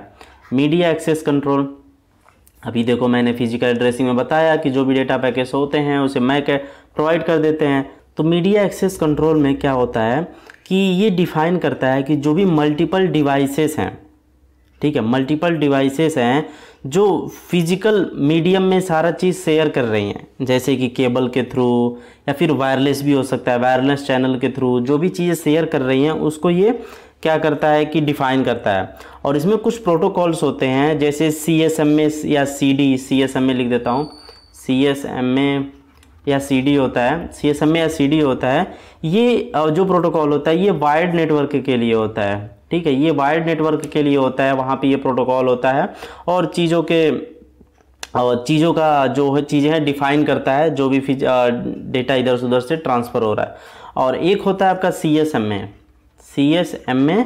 CA होता है, ठीक है। CSMA CA जो होता है ये वायरलेस नेटवर्क के लिए यूज किया जाता है, ठीक है, जो भी एक्सेस है उसको मैनेज करने के लिए। तो ये सारे फंक्शंस होते हैं, की फंक्शंस होते हैं लिंक लेयर के। अब example of link layer operation का हम कुछ एग्जांपल की बात कर सकते हैं। पहले देखो डेटा ट्रांसमिशन में इसका यूज किया जाता है कि जैसे मान लो कि कोई डिवाइस है वो डेटा सेंड करना चाहती है, तो लिंक लेयर क्या करता है कि उसको सारा डेटा को इनकैप्सुलेट कर देता है फ्रेम के अंदर, ठीक है, फ्रेम के अंदर इनकैप्सुलेट कर देगा और जो भी सोर्स एंड डेस्टिनेशन के मैक एड्रेस को ऐड कर देगा, तो डेटा ट्रांसमिशन होना स्टार्ट हो जाता है ना। फिर उसके बाद फ्रेम ट्रांसमिशन आता है। फ्रेम ट्रांसमिशन में होता है कि जो भी फिजिकल मीडियम जो भी डिवाइसेस फिजिकली डिवाइसेस हैं या फिर वो केबल से कनेक्टेड हैं या वायरलेसली कनेक्टेड हैं, ठीक है, तो जो भी पूरे सारे नेटवर्क पे, समझ रहे हो, पूरे सारे सिस्टम के अंदर ये फ्रेम ट्रांसमिट कर दिया जाता है। फ्रेम ट्रांसमिट करने के लिए किया था, उस फ्रेम में सारा आपको पता है पैकेट्स और डेटा वगैरह होते हैं, है ना। फिर एरर चेकिंग लिंक लेयर काफ़ी एक इम्पोर्टेंट रोल प्ले करता है। जैसे कि मान लो जो रिसीविंग डिवाइस होती है वो एरर्स को चेक करती है, और एरर्स को चेक करती है किस चीज़ को यूज करके, एरर डिटेक्शन मैकेनिज्म जो हमने अभी ऊपर बात किया था, CRC जो साइक्लिक रिडंडेंसी चेक होता है, चेकसम्स जो होते हैं उनको यूज करके ये एरर चेकिंग होता है रिसीवर की साइड पे। अब रिसीवर को लगता है कि भाई कोई एरर नहीं है इसमें, तो वो क्या करता है उस जो भी फ्रेम आया रहता है उसको प्रोसेस कर लेता है, ठीक है। तो ये सारी चीज़ें होती हैं। अब एक चीज़ और होता है, एक्नॉलेजमेंट भी होता है एक, इसमें एग्जांपल के तौर पे मैं एक्स्ट्रा बता दे रहा हूँ। तो एक्नॉलेजमेंट में क्या होता है कि जो रिसीवर होता है एक एक्नॉलेजमेंट भेज सकता है। जैसे मान लो आपने डेटा भेजा अपने दोस्त को, तो दोस्त के कंप्यूटर पे गया, अब कुछ हुआ तो वो उसके बाद डेटा गया, तो वो एक्नॉलेजमेंट भी भेज सकता है सेंडर को, यानी आपको जो आपने डेटा सेंड किया है। यानी कि वो एक्नॉलेजमेंट ये होगा कि भाई डेटा मेरे पास आ गया है। मतलब मैं आपको स्टोरी की तरह बता रहा हूँ, वो कंप्यूटर एक दूसरे से कनेक्ट करेंगे using their physical MAC address, तो ऐसे कम्युनिकेशन भी चलता रहता है, समझ रहे हो। तो ये होता है लिंक लेयर कनेक्शन। तो चलो लिंक लेयर वगैरह चीज़ें तो हम लोग समझ लिए हैं। अब आते हैं हम पैकेट फिल्टरिंग फायरवॉल पे आते हैं कि ये क्या होता है। भाई इसमें कुछ मस्त आपको मज़ा आएगा सीखने, ठीक है। चलो आगे बढ़ते हैं। उसके पहले चैनल के बारे में बात कर लेते हैं। अगर वेबसाइट विजिट नहीं की हो तो भाई विजिट करो, गूगल प्ले स्टोर से एप्लीकेशन को डाउनलोड करो। इंटरव्यू लवर का मैंने एक एप्लीकेशन अपलोड कर रखा है, तो अपने इंटरव्यू की प्रिपरेशन करो, प्रोग्रामिंग लैंग्वेज सीखो, प्रॉपर मस्त डॉक्यूमेंटेशन वहाँ पे अवेलेबल है। एसक्यूएल सीखो, जावा सीखो, सी सीखो, पाइथन सीखो, सब कुछ अवेलेबल है और बहुत सारे लोग डाउनलोड भी किए हैं, उसको यूज कर रहे हैं। तो आप भी जाओ एक्सप्लोर करो, डिस्क्रिप्शन में लिंक अवेलेबल है। और वीडियो को लाइक करो अगर अच्छी लग रही है, चैनल को सब्सक्राइब करो अगर आपको और भी नोटिफिकेशन चाहिए अगर मैं वीडियो अपलोड करूँ तुरंत। ओके, चलो आगे बात करते हैं हम पैकेट फिल्टरिंग फायरवॉल के बारे में। तो यहाँ पर देखो, पैकेट फिल्टरिंग फायरवॉल इंपॉर्टेंट है, मैं लिख दे रहा हूँ, इंपॉर्टेंट है यार, इसको समझना। पहला पॉइंट देखो, पैकेट फिल्टरिंग फायरवॉल। अब इतना 3 वर्ड से आपको कुछ समझ में आ रहा होगा। पैकेट मतलब हम जो चिप्स खाते हैं वो पैकेट होती है, उसके अंदर कुछ होता है चिप्स खाने वाला, तो वही पैकेट के अंदर कुछ होगा। क्या होगा? डेटा होगा। फिल्टर मतलब क्या होता है? फिल्टर मतलब उसमें बहुत सारी चीज़ें हैं, उसमें से फिल्टर करके कुछ निकालना। फायरवॉल मतलब होती है एक दीवार। फायरवॉल, एक फायर देखो, एक वॉल होती है, फायर वॉल होता है मतलब एक आग की दीवार। क्या आग की दीवार को आप पार कर पाओगे? नहीं पार कर पाओगे ना, तो वही एक आग की दीवार है इसमें। तो पैकेट फिल्टरिंग फायरवॉल है ये। अभी थोड़ा आइडिया लग रहा होगा ना इसके नाम से कि क्या इसमें होने जा रहा है। तो देखो, एक packet filtering firewall is the simplest type of firewall that controls network access by monitoring outgoing and incoming packets. अब मान लो आपके पटीदार से झगड़ा है, ये आप हो, यू, एंड ये बीच में एक दीवार झगड़ा हुआ, बीच में एक दीवार कर दिए और ये आपका हो गया पटीदार। ठीक है, अब देखो, अब आपका सामान तो कुछ उसके यहाँ रह गया है झगड़े के बाद, तो भैया सामान तो मांगेंगे, कैसे मेरा सामान वो रख पाएगा? तो पटीदार के बोलेंगे कि तुम मेरा सामान ला के दो। बोलेगा देवलिया जो उठा लिए हो, कैसे जाएगा सामान वहाँ? तो आप बोलोगे अच्छा रुको, दरवाज़ा मैं बंद किया हूँ और उसको मैं पासवर्ड डालता हूँ, ये फिर खुलेगा। ठीक है, मतलब आप भाई टेक्निकली स्ट्रांग हो तो आप एक पासवर्ड लेस आप दरवाज़ा लगाए हो, तो बोलेगा अच्छा ठीक है खोलो। तो ये फिर आपका ये यहाँ पे आएगा, लेके खड़ा रहेगा और फिर यहाँ पे एक उसने क्या किया, स्कैनर भी लगा दिया है कि भाई बम नहीं दे देना, मतलब बोरियां भर के बम वगैरह ना दे दे। तो यहाँ पे मशीन लगी, अगर बम रहेगा तो चो चो चो चो लगेगा बोलने। तो फिर उसके बाद ये आपका यहाँ से सामान आप ले लोगे। यानी कि इस दीवार के पास उसमें से उसको फ़िल्टर किया जा रहा है। अगर कुछ ख़राब चीज़ें हैं तो वहाँ से निकालो, अगर उसको मॉनिटर भी किया जा रहा है, उस मशीन से चेक किया जा रहा है, प्रॉपर फिल्टरिंग की जा रही है उसको। प्यूरीफायर रूम घर में लगवाते हैं ना, पानी जाता है फिर वो फिल्टर होकर निकलता है, ऐसे ही ये चीज़ है। तो अब देखो इसके टर्म में आते हैं, अभी समझ में आपको थोड़ा आ रहा होगा, रिलेट कर पा रहे होगे। तो अब चलो फिर से बताते हैं। ये सिंपलेस्ट टाइप ऑफ फायरवॉल होता है, एक आग की दीवार होती है, ऐसे समझो, that controls network access by monitoring outgoing and incoming packets. तो जो भी पैकेट्स इंटरनेट की दुनिया में एक जगह से दूसरी जगह जाते हैं, for example if you are sending any message on WhatsApp, on Instagram, anywhere, then you are sending packets and your friend receiving packets. तो यही होता है कि जो monitoring incoming and outgoing packets जो होते हैं आपके डिवाइस में, एक डिवाइस से दूसरी जगह जाता है तो उसको ये मॉनिटर करता है। तो मॉनिटर क्यों करता है आप थोड़ा सा बता देता हूँ। जैसे कि मान लो मॉनिटर इसलिए करता है कोई मैलिशियस कोड ना आए, हैकर वगैरह होते हैं, तो काफ़ी हेल्प करता है उन पैकेट्स को चेक करने के लिए। तो ये सारी चीज़ें यहाँ पे ये करता है कि आपके डिवाइस में सही पैकेट्स आए, समझ रहे हो, ये सारी चीज़ें इसमें होती हैं। It examines the header information of each packet such as IP address, protocol and port number. जो भी पैकेट्स होते हैं उसमें हेडर इन्फॉर्मेशन होती है, और जो भी पैकेट्स होते हैं उसकी IP एड्रेसेस को एग्जामाइन करता है, प्रोटोकॉल्स देखता है क्या प्रोटोकॉल्स है, ठीक है। देन पोर्ट नंबर देखता है कि उस पोर्ट नंबर से भेजा गया है, जैसे ईमेल के लिए अलग पोर्ट नंबर यूज़ होता है ना। और फाइल वगैरह ट्रांसफ़र करने के लिए file transfer protocol FTP use होता है, प्रोटोकॉल है, पोर्ट उसका अलग होता है, ठीक। तो वो पोर्ट्स चेक करता है, प्रोटोकॉल चेक करता है, IP एड्रेस चेक करता है। Then and make a decision to allow और block the packet based on a predefined set of rules.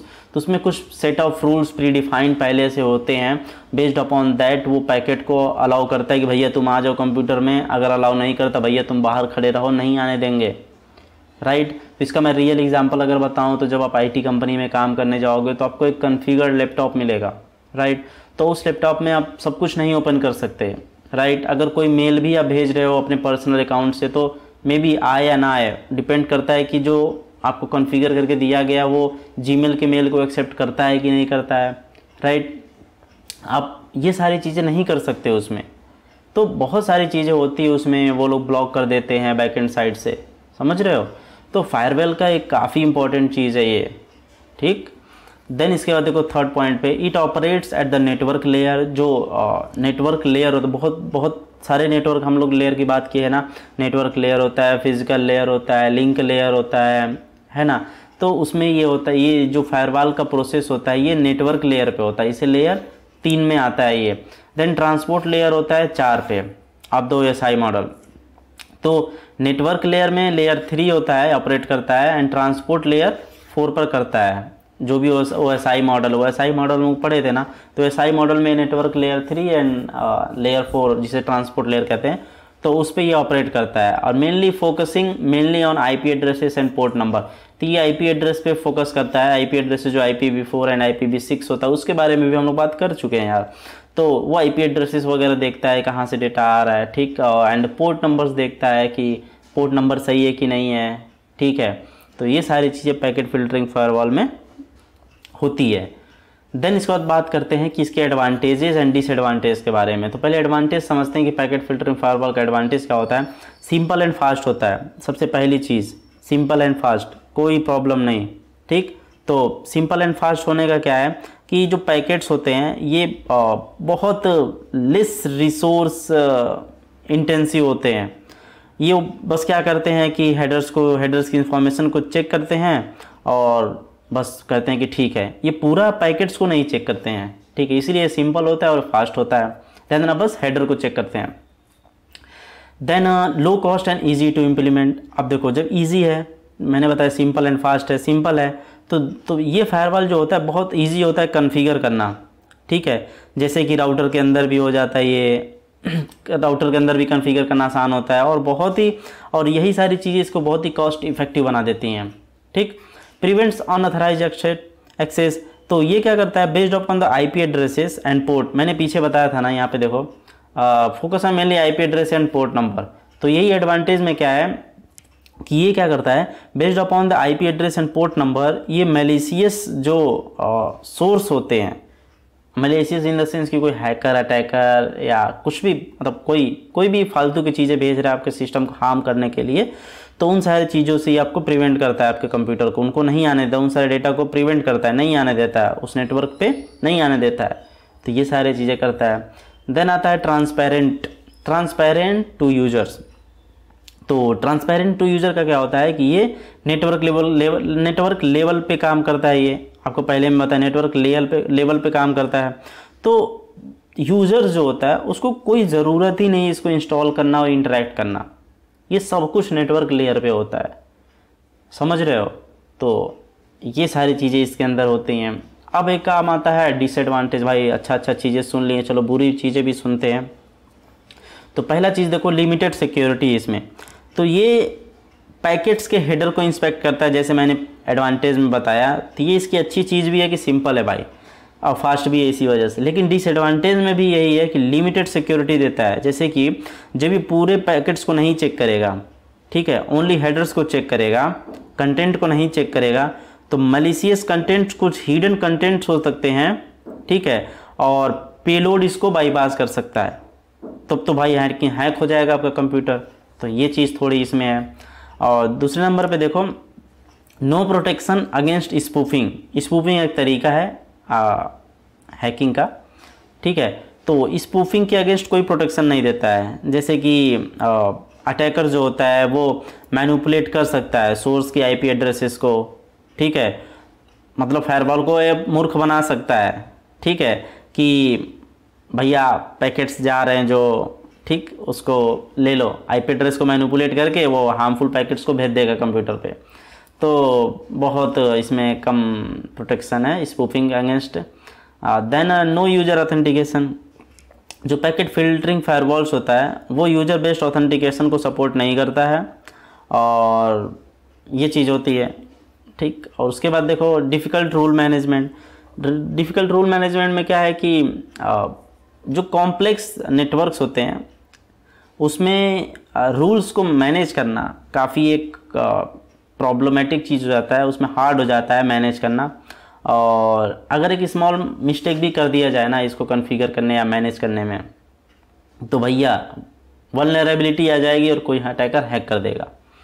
तो ये चीज़ होती है, तो इसीलिए इसको सिंपल चीज़ों में ही यूज किया जाता है। और देन लास्ट में देखो 5th नंबर पे जो है नो डीप पैकेट इंस्पेक्शन। तो नो डीप पैकेट इंस्पेक्शन में क्या होता है कि ये जो बहुत सारे एडवांस लेवल के मालवेयर जो होते हैं, एडवांस जो अटैकिंग होती है, जैसे मालवेयर हो गया, इनक्रिप्टेड अटैक्स होते हैं, ठीक है, तो ये इन सारे चीज़ों को डिटेक्ट नहीं कर सकता डीपली तरीके से। तो ये भी एक इसकी एक डिसएडवांटेज हो जाती है।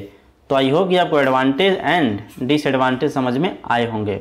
तो हम बात करने जा रहे हैं इंट्रूजन डिटेक्शन सिस्टम के बारे में। तो चलो इसको समझ लेते हैं, और एग्जाम के पॉइंट ऑफ व्यू से ये काफ़ी इंपॉर्टेंट है, तो अच्छे तरीके से इसको समझिएगा। तो चलो इंट्रूजन डिटेक्शन सिस्टम के डिफिनीशन को देख लेते हैं कि क्या होता है। तो पहला पॉइंट देखो यहाँ पर, intrusion detection is the process of monitoring network traffic और system activities to identify suspicious behaviour, unauthorised access और पोटेंशियल साइबर अटैक्स। तो इंट्रूजन डिटेक्शन जो होता है एक तरह का प्रोसेस होता है कि जो भी सिस्टम के अंदर एक्टिविटीज़ आप परफॉर्म कर रहे हो, जो भी डेटा आ रहा है, राइट, तो उसको क्या करना, मॉनिटर करना, नेटवर्क की ट्रैफिक को मॉनिटर करना, राइट। तो जो भी कंपनीज होती हैं, जो बड़ी बड़ी कंपनीज होती हैं, तो उनमें क्या होता है कि एक सिस्टम होता है जो सारे नेटवर्क ट्रैफिक को कंट्रोल करता है, यानी कि कोई भी उनको मेल नहीं कर सकता, राइट। अगर कोई मेल करता है तो वो पहुंचेगा ही नहीं। मान लो आप कंपनी में काम कर रहे हो, आपको एक कंपनी की ईमेल आईडी मिलती है, तो उस ईमेल आईडी पर सारे ईमेल्स नहीं आते हैं, राइट। तो उससे बचाया जाता है कि एम्प्लॉय की ईमेल पे कोई ऐसा मेल ना आ जाए जिससे वो क्लिक कर दे और फिशिंग अटैक हो जाए। तो ये सारी चीज़ें इस पर की जाती है, मॉनिटरिंग की जाती है नेटवर्क ट्रैफिक पर।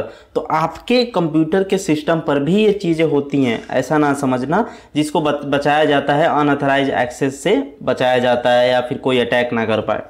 उसके बाद सेकेंड पॉइंट पे देखो, it helps detect security breaches by identifying unusual activities in real time और आफ्टर द फैक्ट। यानी रियल टाइम पे जो भी आप एक्टिविटीज़ कर रहे होते हो उसके बीच में अगर कोई अनयूजुअल एक्टिविटीज़ होती है जो लगता है कि आप परफॉर्म नहीं कर सकते, नहीं कर रहे हो, तो उसको क्या करता है, ये डिटेक्ट करने में हेल्प करता है। या फिर आप रियल टाइम पे नहीं, अगर बाद में भी होता है तो भी ये डिटेक्ट करके बता देता है। तो इंट्रूजन डिटेक्शन सिस्टम IDS की अब बात करते हैं। ये तो मैंने इंट्रूजन डिटेक्शन बता दिया होता क्या है। तो एक इंट्रूजन डिटेक्शन सिस्टम होता है, अगर इस सिस्टम को आप यूज करोगे, इस तरीके को यूज करोगे, तो क्या करेगा ये, can alert administrators to potential threats providing time to investigate and respond. तो ये क्या करता है, जैसे ही कोई अनयूजुअल एक्टिविटीज़ देखता है, अनऑथराइज एक्सेस का कोई भी मतलब इंडिकेटर देखता है ये, तो क्या करता है, तुरंत ये एडमिनिस्ट्रेटर को बता देता है कि भाई कुछ गड़बड़ हो गया है, देख जल्दी से फिक्स कर ले इसको। तो यहाँ पे कुछ अप्रोचेस को यूज करता है। तो मतलब ये अप्रोचेस का मतलब क्या है कि अब भाई जो भी मान लो अनयूजुअल एक्टिविटीज़ हो रही है, अनऑथराइज एक्सेस करने की कोशिश की जा रही है, तो क्या ये कैसे, क्या कॉन्सेप्ट यूज करता है, आखिर इसकी कोई रास्ते तो होंगे, कोई फार्मूला तो होगा। तो भाई ये 3 अप्रोचेज यूज करता है। तो पहला इसमें से होता है सिग्नेचर बेस्ड डिटेक्शन, जिसे मिसयूज डिटेक्शन बोलते हैं। तो सिग्नेचर बेस्ड डिटेक्शन का मैं बताने से पहले एक चीज़ बताता हूँ कि जब कोई फॉर्म पे टीचर सिग्नेचर कर देता है तो आप क्या कहते हो कि हाँ टीचर ने कॉपी चेक कर दिया। लेकिन अगर कोई और सिग्नेचर आप देखते हो तो बोलते हो नहीं, टीचर ने तो सिग्नेचर नहीं किया, ये सिग्नेचर मैच नहीं कर रहा यार, लग रहा टीचर ने नहीं किया, किसी और ने किया, राइट। सिग्नेचर वही होता है ना। तो अब आ जाओ यहाँ पे सिग्नेचर बेस्ड डिटेक्शन क्या होता है। तो ये सिग्नेचर बेस्ड डिटेक्शन में जो IDS होता है, इंट्रूजन डिटेक्शन सिस्टम जो होता है, एक्टिविटीज़ जो भी आपका एक्टिविटीज़ आप कंप्यूटर पे हो रहा होता है, जो भी डेटा वगैरह आ रहे होते हैं, तो ये क्या करता है कि डेटाबेस में कुछ नोन अटैक पैटर्न्स होते हैं, राइट। उन पैटर्न्स को हम लोग सिग्नेचर बोलते हैं। यानी कि मान लो कि पहले कोई अटैक हो चुका है किसी टाइप का, तो उसको A नाम दे दिया, फिर कोई पहले अटैक हो चुका उसका नाम B था, ठीक है। तो ये अटैक का नाम अगर दे दिया आपने, तो इसको आप क्या किए, एक डेटाबेस में सेव कर लीजिए, जिसे DB बोलते हैं। DB में आप सेव कर लिए। तो सिग्नेचर बेस में क्या करते हैं, यानी ये एक सिग्नेचर हो गया, 2 सिग्नेचर हो गया, ठीक है, 2 टाइप्स का अटैक। तो अगर कोई अटैक होता है तो ये क्या करता है, चेक करता है क्या उस एक्टिविटीज़ में ए जैसा कोई थ्रेट मैच कर रहा है क्या। अगर मैच करता है तो भाई एडमिनिस्ट्रेटर को बता देता है कि भैया कुछ गड़बड़ हो गया, देखो पहले ऐसी अटैक हो चुकी है, देखो तुम्हारे पे भी आ रही है, तो ये ऐसे काम करता है, ठीक है। तो एग्जाम्पल के तौर पे जैसे कि हम लोग मालवेयर को अटैक करना इसमें, या एसक्यूएल इंजेक्शन को क्या बोलते हैं आइडेंटिफाई करना, तो इसमें कुछ नॉन मैचिंग सिग्नेचर्स होते हैं जो डेटाबेस में स्टोर होते हैं, तो वहाँ पे इसको करते हैं। एडवांटेज के तौर पे ये काफ़ी इफेक्टिव होता है, जो अगर नॉन थ्रेड्स हैं जो पहले हो चुके हैं अगर फिर वो आपके सिस्टम पे हो रहा है तो उसके लिए काफ़ी बेस्ट होता है। और इसमें लो फॉल्स पॉजिटिव रेट होता है, इसमें फॉल्स का बहुत कम चांसेस होता है अगर पहले ही वो अटैक हो चुका है तो। और डिसएडवांटेज में क्या होता है कि ये न्यू या अननोन अटैक्स को नहीं डिटेक्ट कर सकता, जिसे जीरो डे थ्रेट्स बोलते हैं। जीरो डे थ्रेट्स मतलब आज ही वो थ्रेट अगर आया है भाई, नया ही थ्रेट आया है, तो ये उसको डिटेक्ट नहीं कर पाता क्योंकि वो चीज़ इस डेटाबेस में स्टोर ही नहीं है, तो फिर कैसे करेगा। अब देखो second point, anomaly based detection. Anomaly based detection में क्या होता है कि ये एक बेस लाइन क्रिएट कर देता है। जैसे कि ये मान लो पानी है, ठीक है, ये मान लो वाटर है, ये पूरा वाटर से भरा हुआ है, ठीक है, और ये समुद्र का पानी है, तो आपका एक बेस लाइन होता है कि इसके आगे हम आगे नहीं जाएंगे, अगर जाएंगे तो डूब के मर जाएंगे, है ना। तो यानी आप एक बेस लाइन यहाँ पे क्रिएट कर देते हो कि इस बेस लाइन के आगे नहीं जाना है मुझे। तो इसमें भी यही होता है एनॉमली बेस्ड डिटेक्शन में कि ये बेस लाइन एक क्रिएट कर देता है कि यहाँ तक अगर कोई आता है आदमी नहाने तो कुछ नहीं बोलेगा, जैसे ही इसके आगे बढ़ेगा तो बोलेगा डेंजर वाला वो अलार्म एक्टिवेट कर देगा। तो ऐसे ही अगर कोई भी एक्टिविटी यहाँ पे हो रही है, आपके डेटा पैकेट्स आ रहे हैं, नेटवर्क मस्त से काम कर रहा है, अगर कोई एक्टिविटी देखती है कि यार इस बेस लाइन के ऊपर जा रहा है, कुछ अगर देखता है कि इसके ऊपर जा रहा है, तो वो क्या करता है भैया एडमिनिस्ट्रेटर को बता देता है कि भैया कुछ तो एक्टिविटी गड़बड़ हो रही है, ठीक, तो उसके लिए होता है।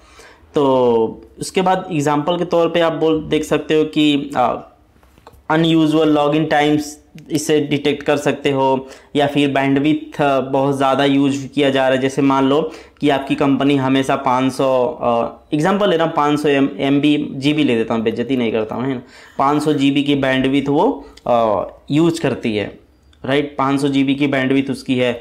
अब अचानक से ये बैंडविड्थ 1000 GB पहुँच जाती है, यानी इसकी नॉर्मल लाइन हम लोग ड्रॉ किए थे, ये जो नॉर्मल लाइन पानी वाला दिए थे ये 500 GB का था, अब अचानक से ये 1000 GB पे पहुंच जाता है, तो कुछ तो भैया गड़बड़ है। तो ये क्या करता है, एक मैसेज भेज देता है एडमिनिस्ट्रेटर को, कुछ गड़बड़ है, नॉर्मल लाइन से ऊपर चला गया। अगर 500 के नीचे कभी 400 GB रहता है, या कभी 350 रहता है, या 450 रहता है, तो ये कुछ नहीं बोलेगा, कहेगा ठीक है। और जैसे 500 से 600 हुआ या 700 GB हुआ, है ना, बैंडविड्थ में चेंज आए, तो ऐसे ही तुरंत क्या करेगा ये कि बोलेगा कि भैया कुछ गड़बड़ है, भेज देगा। हाइब्रिड डिटेक्शन में क्या होता है कि हाइब्रिड डिटेक्शन में, अरे एनॉमली में आपको एक चीज़ नहीं बताया, एडवांटेज इसका देख लो कि ये क्या करता है, जो न्यू थ्रेट्स आते हैं उनको डिटेक्ट करता है, जो नॉन अटैक्स नहीं होते उनको डिटेक्ट कर लेता है। और डिसएडवांटेज में क्या है कि इसका जो रेट है वो बहुत फॉल्स रेट है, यानी कभी बहुत ज़्यादा गलती करता है, बताता है ये, यानी कभी वो अटैक नहीं होता फिर भी वो बोल देता है। हो सकता हो कि आज यार आपके वेबसाइट पे 100 यूजर्स आ रहे हैं, कभी फेस्टिवल सीजन आ गया तो बहुत सारे यूजर्स आ गए, तो ये उसको अनयूजुअल एक्टिविटी मान लेगा क्योंकि ये बॉर्डर लाइन से क्रॉस कर जाएगा नॉर्मल लाइन से, तो ये काफ़ी बार गलत चीज़ें भी बता देता है, लेकिन हेल्पफुल होता है, ठीक है। हाइब्रिड डिटेक्शन में क्या होता है कि ये क्या करता है, अब देखो ऑफिस जाते हो आप, work from home WFH and work from office, तो इसमें क्या करते हो, आप घर से भी काम करते हो या ऑफिस से भी काम करते हो, यानी 5 दिन आपका ऑफिस होता है तो 3 दिन वर्क फ्रॉम होम, 2 दिन वर्क फ्रॉम ऑफिस, ऐसे इसे हाइब्रिड मोड बोलते हैं ना। ऐसे ये भी हाइब्रिड डिटेक्शन में क्या करती है, ये सिग्नेचर एंड एनॉमली S+A दोनों को यूज करता है, ठीक, तो जिससे काफ़ी इंप्रूवमेंट हो जाता है यार, यानी जो पहले से नॉन अटैक्स हैं उनको भी ये कंसीडर करता है, और जो नए अटैक्स आते हैं उनको भी ये कंसीडर करता है। और इसका एडवांटेज तो मैंने बता दिया कि जो नॉन अटैक्स हैं उनके लिए भी काम करता है और नॉन अटैक के लिए भी हाइब्रिड डिटेक्शन काम करता है। लेकिन वहीं पे डिसएडवांटेज में अगर बात किया तो ये काफ़ी कॉम्प्लेक्स होता है और ये काफ़ी रिसोर्स इंटेंसिव होता है इम्प्लीमेंट करना, तो ये किसकी डिसएडवांटेज हो जाती है। लेकिन ओवरऑल यार काफ़ी सही है ये। तो हम बात करते हैं टाइप्स ऑफ इंट्रूजन डिटेक्शन के बारे में, और इसमें कुछ टाइप्स होते हैं और एग्जाम के पॉइंट ऑफ व्यू से काफ़ी इंपॉर्टेंट है। तो पहला होता है नेटवर्क बेस्ड आइडियाज़, जिसको शॉर्ट में NIDS भी बोलते हैं। और तो चलो इसको सबसे पहला पॉइंट समझते हैं क्या करता है ये। Monitors network traffic across the entire network to detect malicious activity. पूरे नेटवर्क को क्या करता है ये, ट्रैफिक को मॉनिटर करता है और पता करता है कि भैया डिटेक्ट करने की कोशिश करता है कि क्या मैलिशियस एक्टिविटी कुछ हो रही है क्या। फिर ये क्या करता है, identifies threats like DDoS attack, denial of service जो अटैक होता है, DDoS attack, port scanning and suspicious IP traffic patterns को ये देखता है। DDoS अटैक मतलब क्या होता है कि एक बार एक वेबसाइट पे 1000 ट्रैफिक ला देना और वेबसाइट की कैपेसिटी 500 लोगों को अगर मैं हैंडल करने की होती है तो वेबसाइट क्रैश कर जाती है। होता है ना, कभी AQ2 का रिजल्ट आता है तो देखते हो वेबसाइट काम ही नहीं करती है। इसी तरह से DDoS अटैक भी होता है, तो वेबसाइट काम करना कुछ देर के डाउन हो जाती है। लेकिन AQ2 पे तो रियल लोग जाते हैं ना अटेंड, मतलब अपना रिजल्ट चेक करने के लिए। तीसरा पॉइंट देखो, works at key points in the network, जैसे राउटर और फायरवॉल। ओके, एग्जाम्पल के तौर पे जैसे देख सकते हैं इसमें detecting repeated unauthorised connection attempt. तो जैसे कि जो भी अनऑथराइज्ड कुछ कनेक्शंस होते हैं बार बार और रिपीटेडली कनेक्ट होते हैं, तो कनेक्ट डिस्कनेक्ट ऐसे होते हैं ना, तो उनको ये डिटेक्ट करता है, ठीक है, नेटवर्क पर। देन सेकंड देखो, होस्ट बेस्ड आइडियाज। तो पहला पॉइंट देखो ये क्या करता है, monitors activities on individual device और सर्वर फॉर एबनॉर्मल बिहेवियर। यानी एक डिवाइस जो है उसको अगर उसको मॉनिटर करना हो, या सर्वर जहाँ पे डेटा आपका स्टोर होता है, यानी डेटाबेस में डेटा आपका स्टोर होता है और सर्वर यानी इंटरनेट की मदद से सर्वर से डेटा आ रहा होता है। जैसे वीडियो आप देख रहे हो यूट्यूब पे, तो कहीं सर्वर की मदद से आ रहा है ना, इंटरनेट कनेक्शन की वजह से। तो यानी उस सर्वर पर या एक इंडिविजुअल डिवाइस पे कोई भी एबनॉर्मल बिहेवियर अगर कुछ दिखता है इसको, तो उसको ये मॉनिटर करता है। एक इंडिविजुअल सर्वर पर ये करता है, इंडिविजुअल डिवाइस पे ये मॉनिटर करता है, यानी इसी होस्ट बेस्ड कहते हैं। दूसरा देखो पॉइंट क्या है, डिटेक्ट्स अनऑथराइज्ड फाइल चेंजेस। कोई भी अगर अनऑथराइज्ड मतलब कोई बंदा ऑथराइज नहीं है, यानी उसका अकाउंट नहीं है उस सर्वर में, अगर फिर भी वो किसी की फाइल चेंज कर दे रहा है, उसको डिटेक्ट करता है। प्रिविलेज एस्केलेशन, यानी किसी को एडमिन का एक्सेस है, अगर कोई और बंदा एडमिन का कर ले रहा है ना। और अनयूजुअल यूजर एक्टिविटी, तो ये सारी चीज़ें रहता है, डिटेक्ट करता है। और ये थर्ड नंबर पॉइंट देखो, provide details log specific to the host machine. तो जो होस्ट मशीन का पूरा एक प्रॉपर लॉग प्रोवाइड करता है। तो लॉग अगर आप एंड्रॉयड स्टूडियो यूज करते हो ऐप बनाने के लिए, तो उसमें देखते होगे लॉग कैट में जाके दिखता है ना लॉग, हर सेकेंड पे क्या कौन सा ओपन हुआ, कौन सी एक्टिविटी ओपन हुई। तो इससे काइंड ऑफ ये लॉग भी प्रॉपर देता है कि भैया इस टाइम पे ये कनेक्शन ऐसे वैसे, ये यूज़र एक्सेस किया ऐसे वैसे, सब कुछ देता है ये, ठीक। 4 पॉइंट देखो, एग्जाम्पल के तौर पर क्या करता है ये, अलर्टिंग व्हेन सेंसिटिव फाइल और server are access without permission.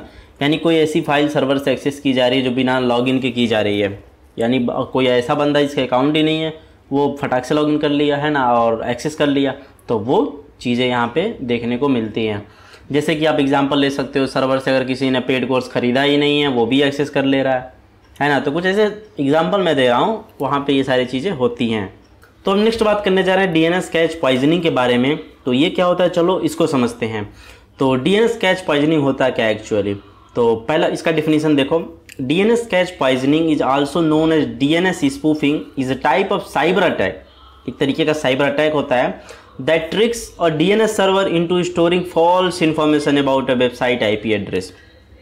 यानी कि DNS सर्वर को ये ट्रिक करता है कि वो एक वेबसाइट के IP एड्रेस को फॉल्स इंफॉर्मेशन उसमें स्टोर कर ले, और इसमें as a result when user try to access a legitimate website they are redirected to a fake malicious site without realising it, right. तो ये सारी चीज़ें वहाँ पे होती हैं। अब ये काम कैसे करता है ना, हाउ डज इट वर्क। तो पहला पॉइंट देखो, when you type a website name like example.com your device contact a DNS server to find its IP address. तो जैसे कि हर एक डिवाइस या वेबसाइट का एक IP एड्रेस होता है, तो हम IP एड्रेस नहीं याद रखते हैं, वेबसाइट का नाम याद रखते हैं, जैसे google.com, facebook.com, instagram.com, flipkart.com, amazon.com, ये सब याद रखते हैं ना हम लोग। तो ऐसे जब हम वेबसाइट का नाम लिखते हैं, तो आपकी जो डिवाइस होती है कॉन्टैक्ट करती है DNS सर्वर पे कि उस वेबसाइट का IP एड्रेस फाइंड करने के लिए। सेकंड पॉइंट देखो, इन अ DNS कैच पॉइजनिंग अटैक, ये एक तरह का DNS कैच पॉइजनिंग जो है ये अटैक होता है। तो DNS कैच पॉइजनिंग अटैक में क्या करता है, जो हैकर होता है inject a fake IP address into the DNS catch. DNS catch में वो एक फेक IP एड्रेस डाल देता है। अभी मज़ा देखना आगे IP एड्रेस का क्या कमाल होता है फिर। थर्ड पॉइंट देखो, so when a user tries to visit example.com, okay, the DNS server sends the wrong IP address controlled by the attacker. यानी जैसे ही वो दूसरा वेबसाइट पे विजिट करने जाता है, तो उसको रॉन्ग IP एड्रेस अटैकर भेज देता है। यानी कि ये आपके डिवाइस पे होता है। जैसे हमारी डिवाइस, जैसे मान लो कि वो हमारे डिवाइस पे अगर अटैक करता है, अगर वो अटैक कर देता है, तो हमारी डिवाइस क्या करती है, वो DNS सर्वर को फाइंड करती है IP एड्रेस फाइंड करने के लिए, ठीक है। जो नाम हम लोग टाइप करते हैं, तो यानी कि उस वेबसाइट पर रिडायरेक्ट कर देता है। तो ऐसे ही अगर हैकर हैक करके अगर आपको आपके डिवाइस को हैक कर देता है अगर, तो आप जैसे ही, ध्यान देना, आप जैसे ही वेबसाइट कोई टाइप करोगे तो वो क्या करेगा, वो अपने डीएनएस सर्वर से कनेक्ट कर देगा और एक रॉन्ग आईपी एड्रेस पे आपको रिडायरेक्ट करवा देगा, है ना। तो the user ends up on a fake website which may look like the original site but it used for stealing password और स्प्रेडिंग मालवेयर। यानी कि अब वो आप तो सोचो होगी मैं तो एग्जैक्ट फ्लिपकार्ट या किसी एग्जैक्ट वेबसाइट पर गया हूँ, नहीं भाई, आप किसी और वेबसाइट पे चले गए हो। तो ये सारी चीज़ें होती हैं। फिशिंग अटैक में भी ऐसे होता है ना। तो इसमें क्या होता है, वाई इट इज़ डेंजरस। तो देखो phishing attack, users unknowingly give personal information to fake website, है ना। तो यानी कि अपना पर्सनल इन्फॉर्मेशन दे देते हैं। जैसे फिशिंग अटैक होता है तो क्या होता है, जब अटैकर हमारी सिस्टम को हैक करना चाहता है तो लिंक भेजता है, और लिंक पे जैसे क्लिक कर दिया भैया हमारा सिस्टम हैक हो गया। तो भैया हम हैक हो गए हैं, तो अगर हम लिंक पे क्लिक करते हैं उस पर लिखा रहेगा कि भाई गूगल लिखा रहेगा, उस पर टाइप भाई गूगल पे क्लिक करो इस बटन पे। जैसे क्लिक करोगे तो आप चाहोगे तो गूगल पे, लेकिन वो गूगल रहेगा नहीं। तो ये सारी चीज़ें होती हैं। Malware installation, redirect user might download viruses, यानी आप क्लिक करते हो कि 2 रुपये में आईफोन मिल रहा है, तो जैसे क्लिक करोगे भैया कुछ मालवेयर ही डाउनलोड हो गया, है ना। और financial fraud, hacker can steel bank account details और पेमेंट इन्फॉर्मेशन। आप गए 2 रुपये का आईफोन खरीदने, 2 रुपये के चक्कर में अपना क्रेडिट कार्ड की इन्फॉर्मेशन डाला, जैसे आपने सारा इन्फॉर्मेशन इनपुट किया, OTP आया, OTP एंटर किए, उधर उसको सब कुछ पता चल रहा है, फटाक से पैसा गायब। तो भाई ये सारी चीज़ें बहुत ध्यान देने वाली चीज़ें हैं, ठीक। तो प्रिवेंट कैसे कर सकते हैं वो भी मैं बता रहा हूँ। Use DNSSEC, DNS security extension जिसको कहते हैं, ये इंश्योर करता है DNS डेटा के ऑथेंटिक को, ओके। सेकेंड पॉइंट देखो, फर्स्ट बता दिया, सेकेंड पॉइंट देखो, clear DNS cache regularly, reduce the chance of keeping poison entries. यानी कैच एक मेमोरी होती है हमारे सिस्टम के अंदर, आपके फ़ोन में भी होती है, जहाँ पे कुछ अमाउंट ऑफ डेटा जो फ्रीक्वेंटली आप एक्सेस करते हो वो स्टोर होती है वहाँ पे। तो ऐसे ही DNS कैच जो होता है उसको रेगुलरली आप डिलीट कर सकते हो। जो पॉइजन एंट्रीज हैं आपको काफ़ी चांसेस कम हो जाते हैं कि स्टोर करना वहाँ पे कि कोई पॉइजन वाली एंट्री रहेगी वहाँ पे। थर्ड पॉइंट देखो, user secure DNS server, use secure DNS server. तो जो भी सिक्योर DNS सर्वर है उन्हीं को यूज करें। कुछ है जैसे public DNS service like Google DNS and Cloudflare DNS offer extra protection. ये कुछ हैं जो अच्छा खासा आपको प्रोटेक्शन प्रोवाइड करते हैं। और ध्यान देना काफ़ी इंपॉर्टेंट है, enable HTTPS, it help detect suspicious redirect by showing security warnings. तो HTTPS इनेबल कर दो भैया, जो कि काफ़ी इंपॉर्टेंट है। जैसे HTTP पहले चलता था, अभी भी चलता है HTTP बहुत सारी वेबसाइट, तो हाइपर टेक्स्ट ट्रांसफर प्रोटोकॉल होता है, लेकिन जैसे S लग जाता है तो hyper text transfer protocol secure हो जाता है। तो अच्छा है, इसको इनेबल कर लेना आप लोग, ओके। आई होप कि सारी चीज़ आपको समझ में आई होंगी। तो यार congratulation to all of you जिन लोगों ने ये वीडियो देखी। तो ये हम लोग की वीडियो हैप्पी एंडिंग हो चुकी है। Thank you so much for watching this video.